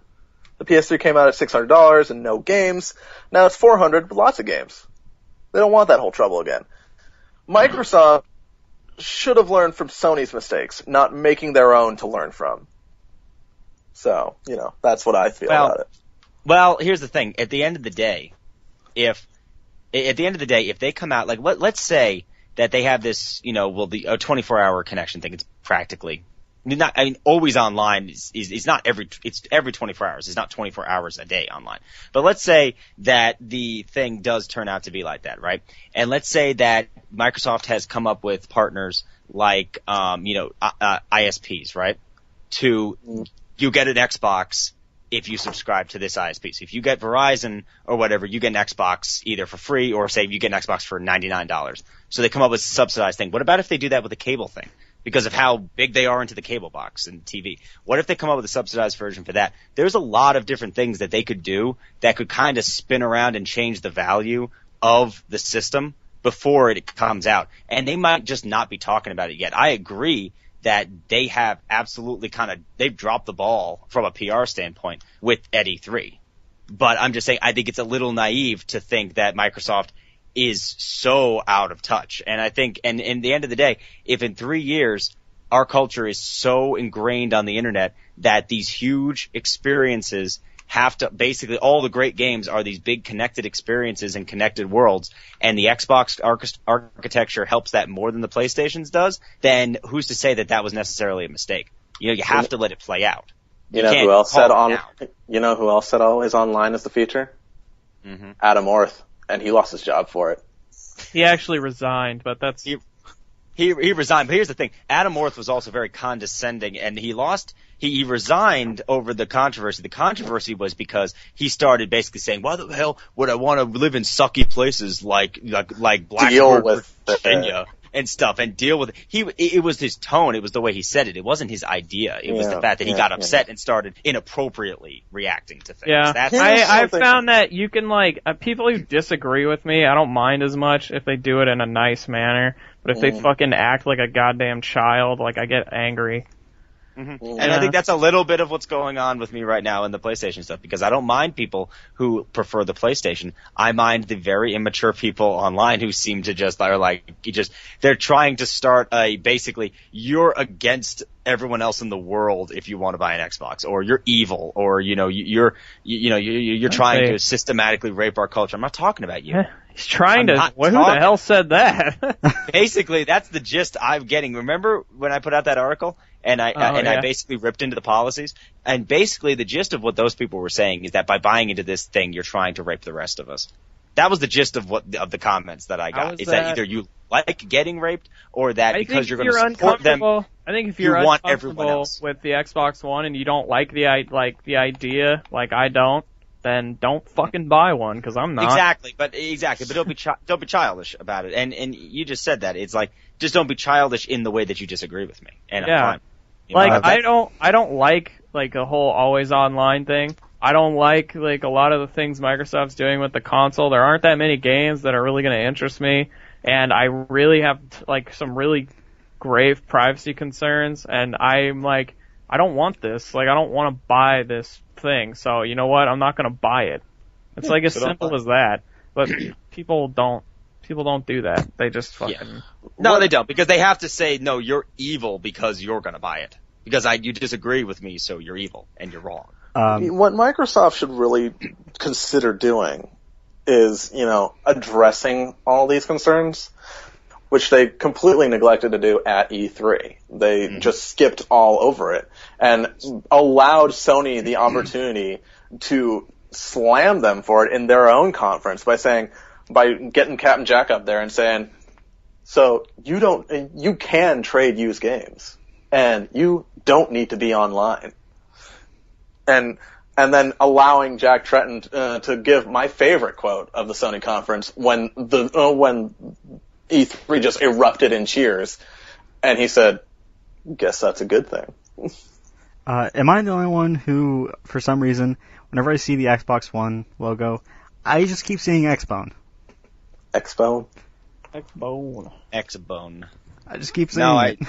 I wonder, there's a funny I keep comic. thinking of that little black box with the green circle in the middle. That's all I keep thinking of. There's a funny comic online. There's where right after the Adam Orth debacle, they're like, oh man, everybody's angry because it's always online. We gotta do something. What are we gonna do? It's like, we gotta scrap the name, because it was Xbox On. What do we do? Just add an E, Xbox One. That's pretty funny. So, I don't like the name either. I don't know how did the name. I didn't like the name as soon as they said it. I was like, "This is stupid. We shouldn't be doing. We shouldn't be doing this. We shouldn't be doing this, guys. We shouldn't be doing this. This is stupid. Why do I mean, just when the code name is better than the real name, you have a problem. Yeah, and the Wii. Yeah, well, yeah. I mean, the what was the Wii's code? Revolution. The Revolution was better than the Wii, and fucking anything would have been better than the Wii U. I mean. Seriously, the problem is they wanted to cash in on the fact that it was Wii and the name with the Wii. However, the biggest problem they had there is that their audience didn't quite understand it, and they thought it was just a controller, and maybe not their audience, maybe the hardcore Nintendo gamers understand what's going on. I'm talking about the people that made the Wii the hottest selling item ever. Jingle All the Way reference. They're just like. Those people are like, it's a controller, right? It's just a controller for the Wii. It's just an extension of the Wii. I've had arguments with people 6 months after the Wii U came out who still thought it was just a controller for the Wii. No, it is not. I know, it's not. I'm like, I bought the thing. I have the console. It has a screen. They're like, so it's a handheld? And I'm like, I just... And it's their new Game Boy? They didn't do a good job, and they didn't get it. And that was the problem with the Wii name. But yeah, I don't like the Xbox One name. I mean, Sony obviously is in a very good position having more numbers than Microsoft, because it's easy. Just say PlayStation 4. Xbox isn't going to be the Xbox 5. That makes no sense. The Xbox One makes more sense than Xbox 5, because they're saying it's all in one. There's a play on it. Xbox 5 wouldn't make sense. Xbox 8 would have been better. I think it would have been better if they just called it like Xbox. There's they did. Wait, so you're actually advocating the Rambo thing? Yes, for this. Just turn it. Just say Xbox. I think Because I saw like, if you think about it, the Xbox One does have the possibility with cloud computing and all that shit to be the last Xbox ever. That is true. And everyone's just gonna call it the Xbox anyway. So, like, you know, they could have just called it that. The problem I had is that I called the original Xbox I called the Xbox. The Xbox 360 I called the 360. And then this I guess I'll just call, I don't know, the Xbox. I don't know. I never called, the Xbox 360. You're not going to call it the One. The 360. I'm not going to call it the One.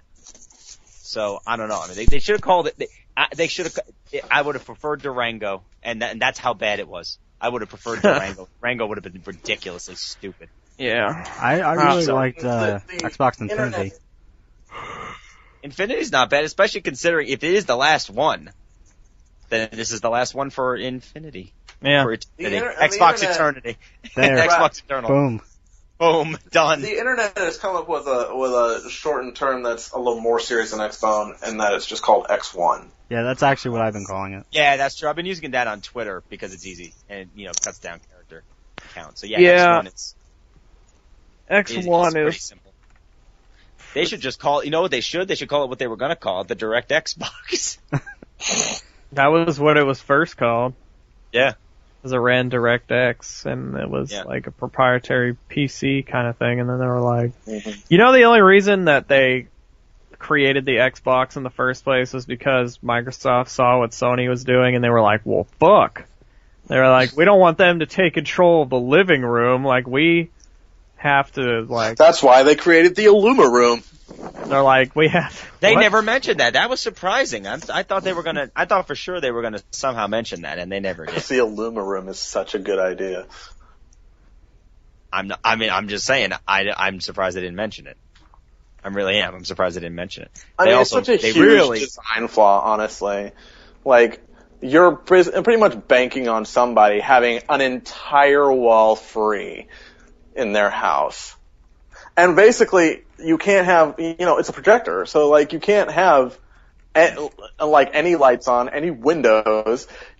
Like, if anybody wants to use that room, they're pretty much fucked. They kind of have to have, like, I mean, like, we have a theater room set up, and it would have to be something like that. It would have to be kind of like a dedicated room that had that setup in mind when you kind of made the room. Can you imagine people, like, 20 years from now, they're like, let's go to the Illuma Room and play Halo 7. Let's go to the Illuma Room. Like, that's the room in their house. Great. Yeah, they call the room in their house the Illuma Room. That'd be hilarious.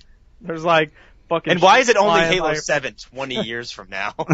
20 years. What happened? What happened? Why did it slow down? After Halo 6, they're like, we need to take a break. 343 got disbanded, and then, like, Halo went dark for many years. And then, after the prevalence of Illuma Room, like, a lot of people who are really big Halo fans got together and were like, let's start designing, like, the Halo, sequel that we always wanted. And they were like, we'll use Illuma Room, and they kind of, like, start, you know, dicking around on their PC, like they're developing it. Microsoft, you know, catches wind of it, like their carrier pigeons pick up on that shit, or like, you know, Kinect sees them. They're like, these motherfuckers are making a Halo game. So they like come knock on the door and they're like, hey bitch, you want some money? And they like, they make them make the Halo game, and it's like the next phenomenon. Like it was a resurrection. They're like Halo 7, and they fucking release it, and they live the dream. And they're like, everybody's like, oh, let's go to the Illuma Room and play Halo 7. Wow. Halo 7. There are a lot of really good monologues we need to, like, cut out of this and, like, animate. I'll be right back. Jeez. Dude, there are... Alright, I think we have Ratatouille officially hit the end of this podcast, because we have gone boldly where no man has gone before here. Yeah. And we have just gone off the rails. I think we've talked about everything. We're almost done. I think we've talked about everything. What else do you have? Because I gotta eat dinner. It's been 2.5 hours. PlayStation Plus. Day one, okay. PS4. You're gonna get Drive Club. That's amazing to me. Mm-hmm. And now I do think it's kind of sucks that people have to pay for PlayStation Plus to play online now. I mean, yeah, that's. But at the same time, it's cheaper than Xbox Live. You get a lot more stuff, and I think when people sign up for it and realize like what they get for their money, they'll be pleasantly surprised. Like, it's not just like online multiplayer. You know, you get beta access, you get free games. You get to stream your games through Gaikai. You get like all kinds of stuff. Like I think people will be pleasantly surprised. And like they said, it is a 95% like consumer happiness rating.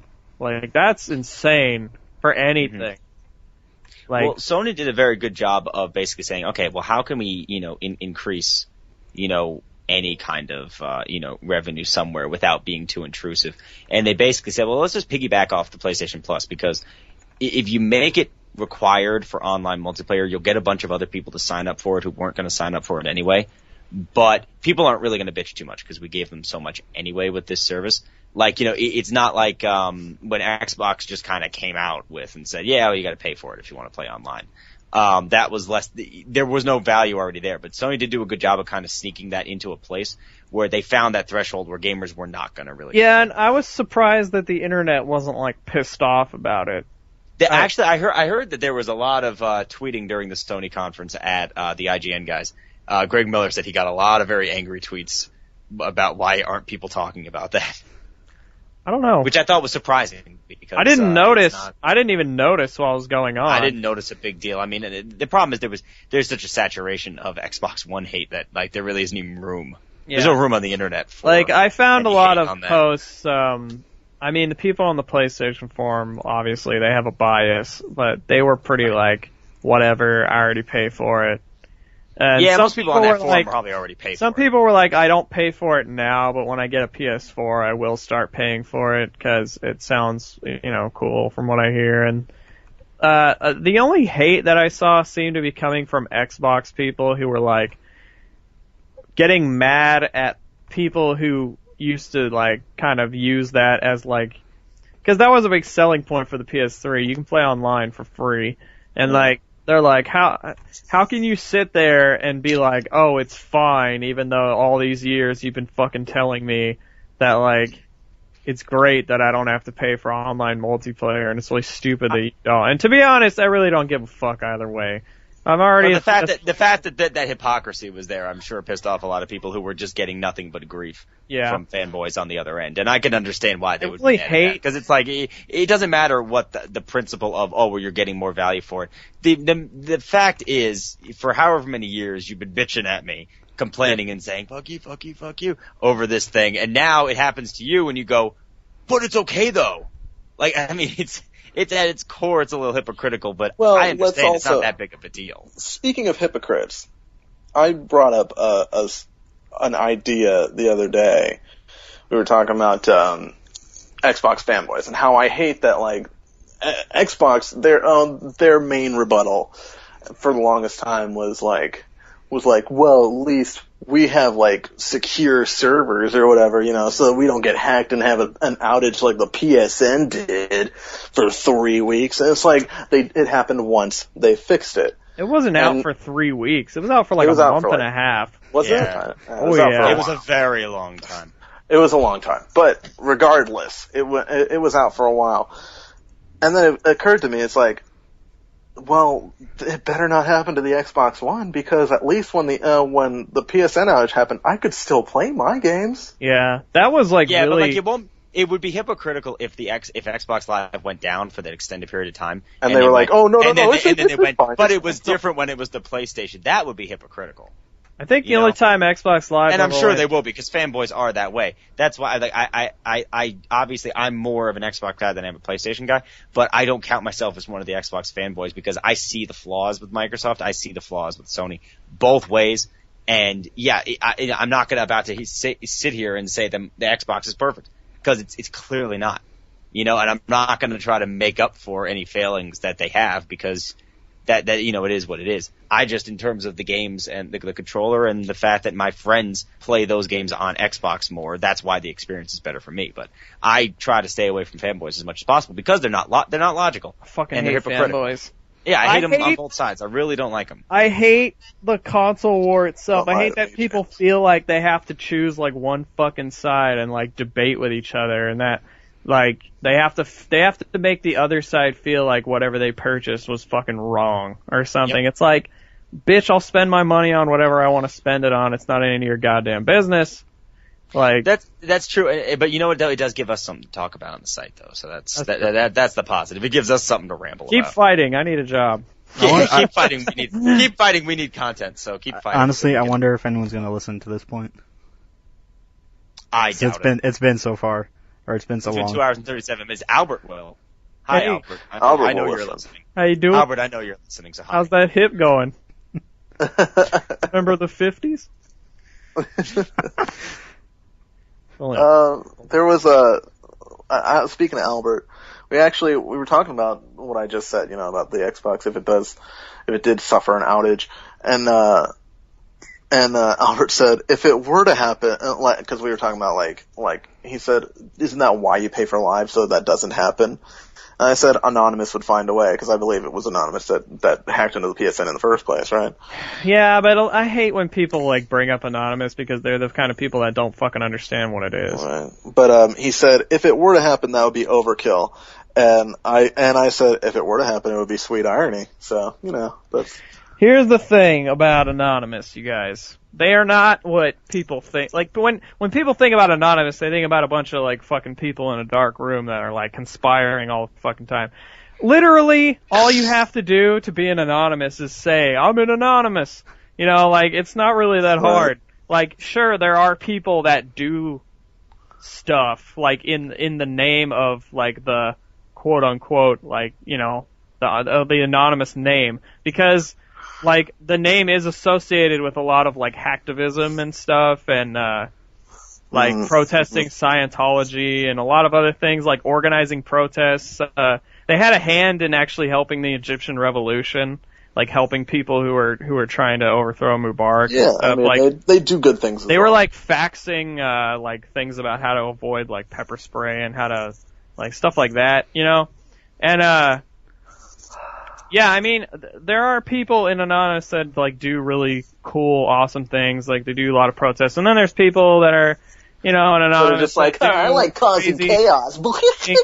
And I think that, yeah, there might have been, what actually happened is, like, there was a splinter off group that called, like, Lulsec. And what happened is, like, these dudes were going ape shit. Like, every day they hacked, like, well, they didn't hacked somebody hacked tons of game sites. Like, they took down a bunch of companies, like, sites. Well, didn't someone at Sony, like, ban some kid in Anonymous, and then the Splinter group just, like... No, what happened is, George Hotz, who is, like, he's a really famous, homebrew developer. He was actually, like, one of the first guys to jailbreak the iPhone. And he's, like, really famous. Like, people follow him because he's, like, really fucking smart, and he figures out how to, like, jailbreak systems and, like, write custom software and stuff. So he and another guy were working for, like, a really long time trying to find this thing. Like, I don't know, it's some kind of randomly generated key in the PlayStation architecture that would allow them to run software. So they were searching for, like, years trying to find it. They finally figured it out, which let them develop their own custom firmware, which looked, when online to Sony, just looked like their regular, like, they were running 3.55, which is the one that got hacked. So, and then all you had to do was basically, because I may or may not have done it at some point, but then got rid of it because I wanted to go back to being legit. I was just doing it for investigative purposes. Can't prove it. I didn't do it, but I did do it.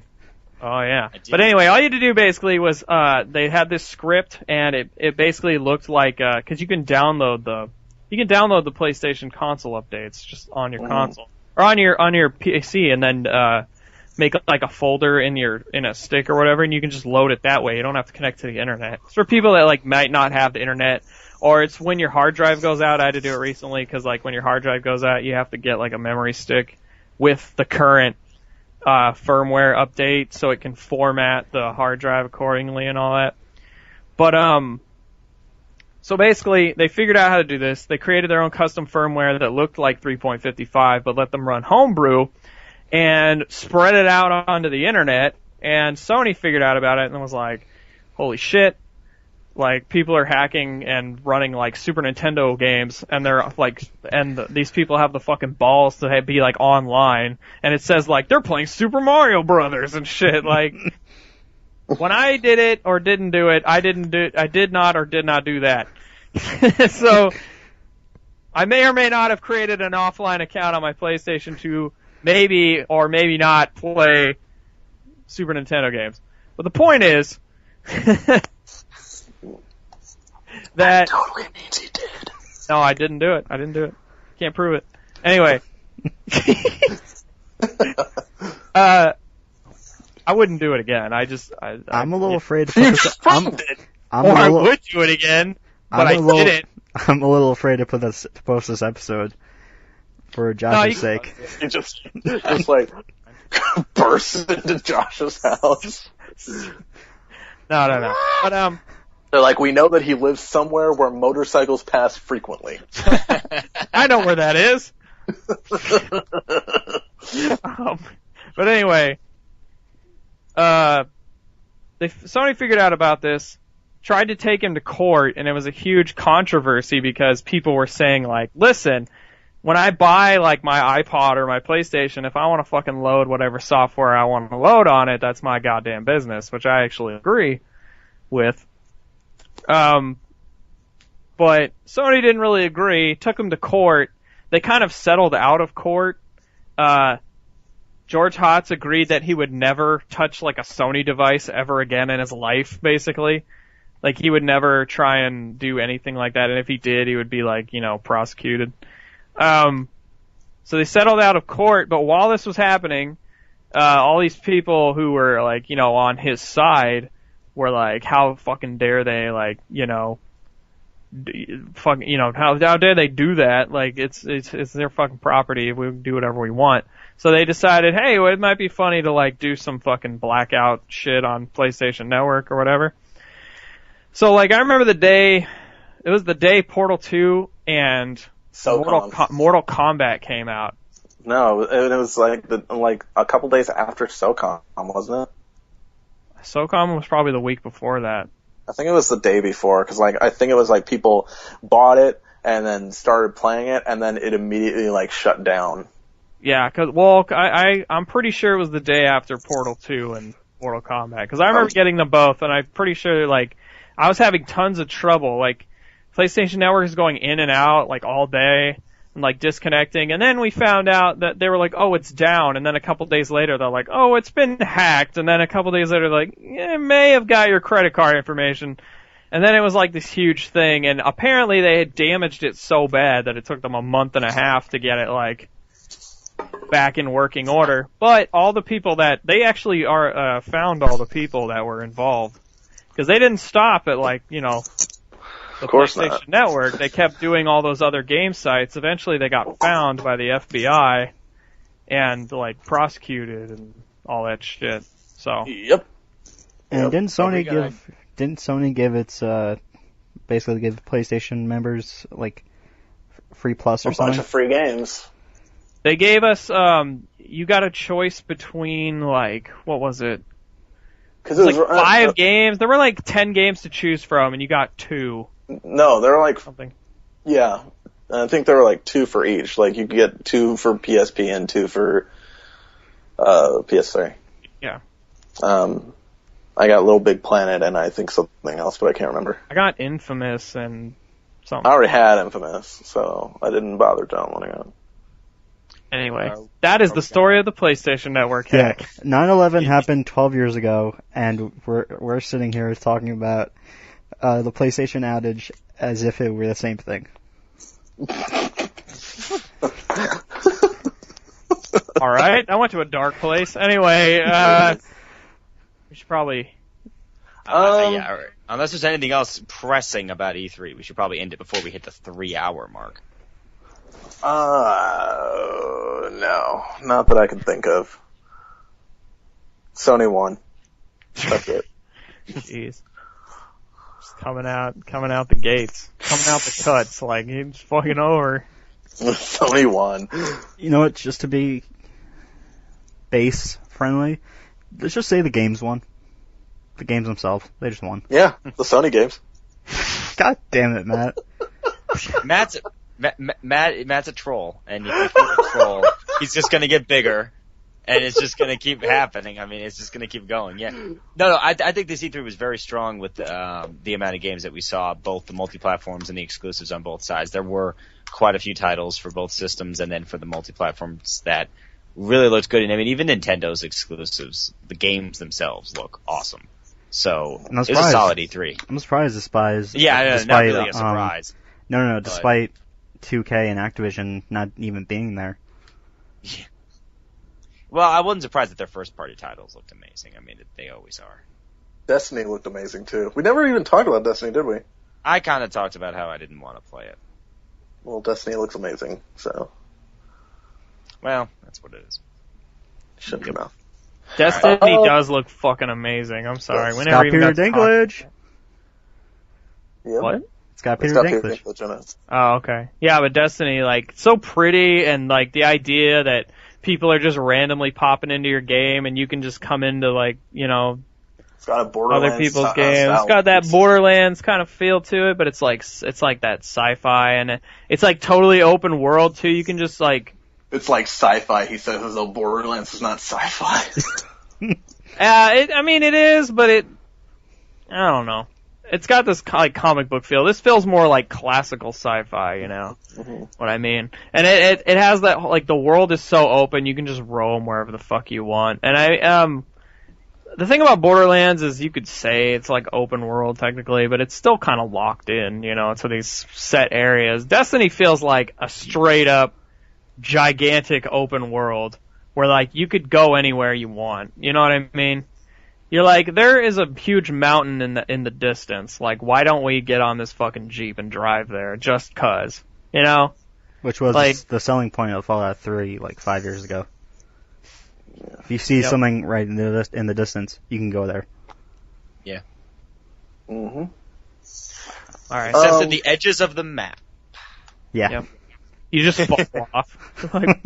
Fall off and die. It's like gray when you like fall through maps and games and it's Yeah. gray and shit. There's that weird glitch zone that you end up in. Or if you don't install a mod properly, it's just like a triangle danger sign. Yep. With the exclamation point in the middle. Yeah. Oh God, I am exhausted from this podcast. That's So, how awesome this was. As far as questions go, we have none. Yeah, we don't have. I'm kind of any glad we go. don't, because this has been long enough. But I do want to say this much. But I do want to answer these. But I do want to come up with something that's going to somehow be a punchline for a Sony superior machine. No, actually, I want to give credit to our normal question asker, Albert. Yes. Because today is his birthday. Oh, happy birthday, Albert! Happy birthday, Albert. Fan. Yeah, happy birthday to our super fan, Albert. Makes up for not having any questions, especially for this long of a podcast. Like we didn't need any questions. Yeah, no.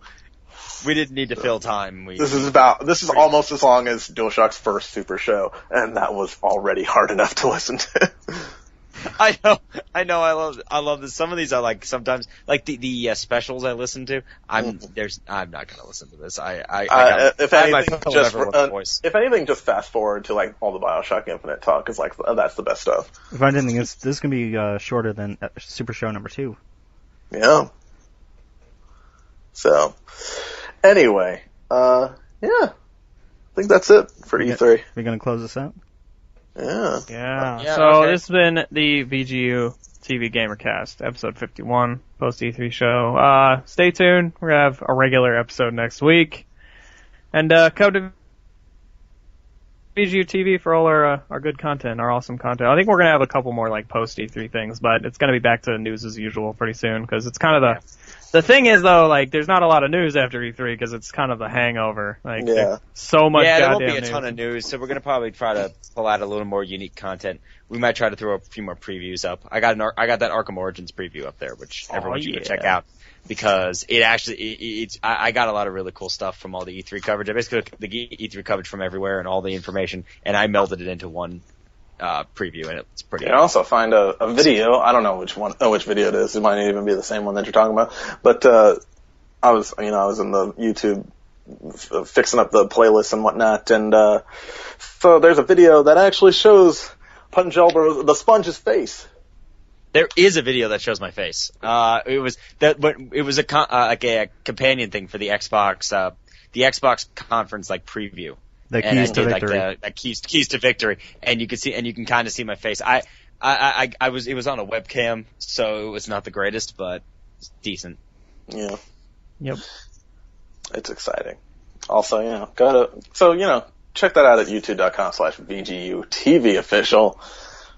Probably find this, you might be able to find this podcast up in an audio format, but, even if you don't, there's still a lot of good stuff on there. Oh, yeah. Yeah. VGU. All right, cool. We'll be back next week. Bye. Bye.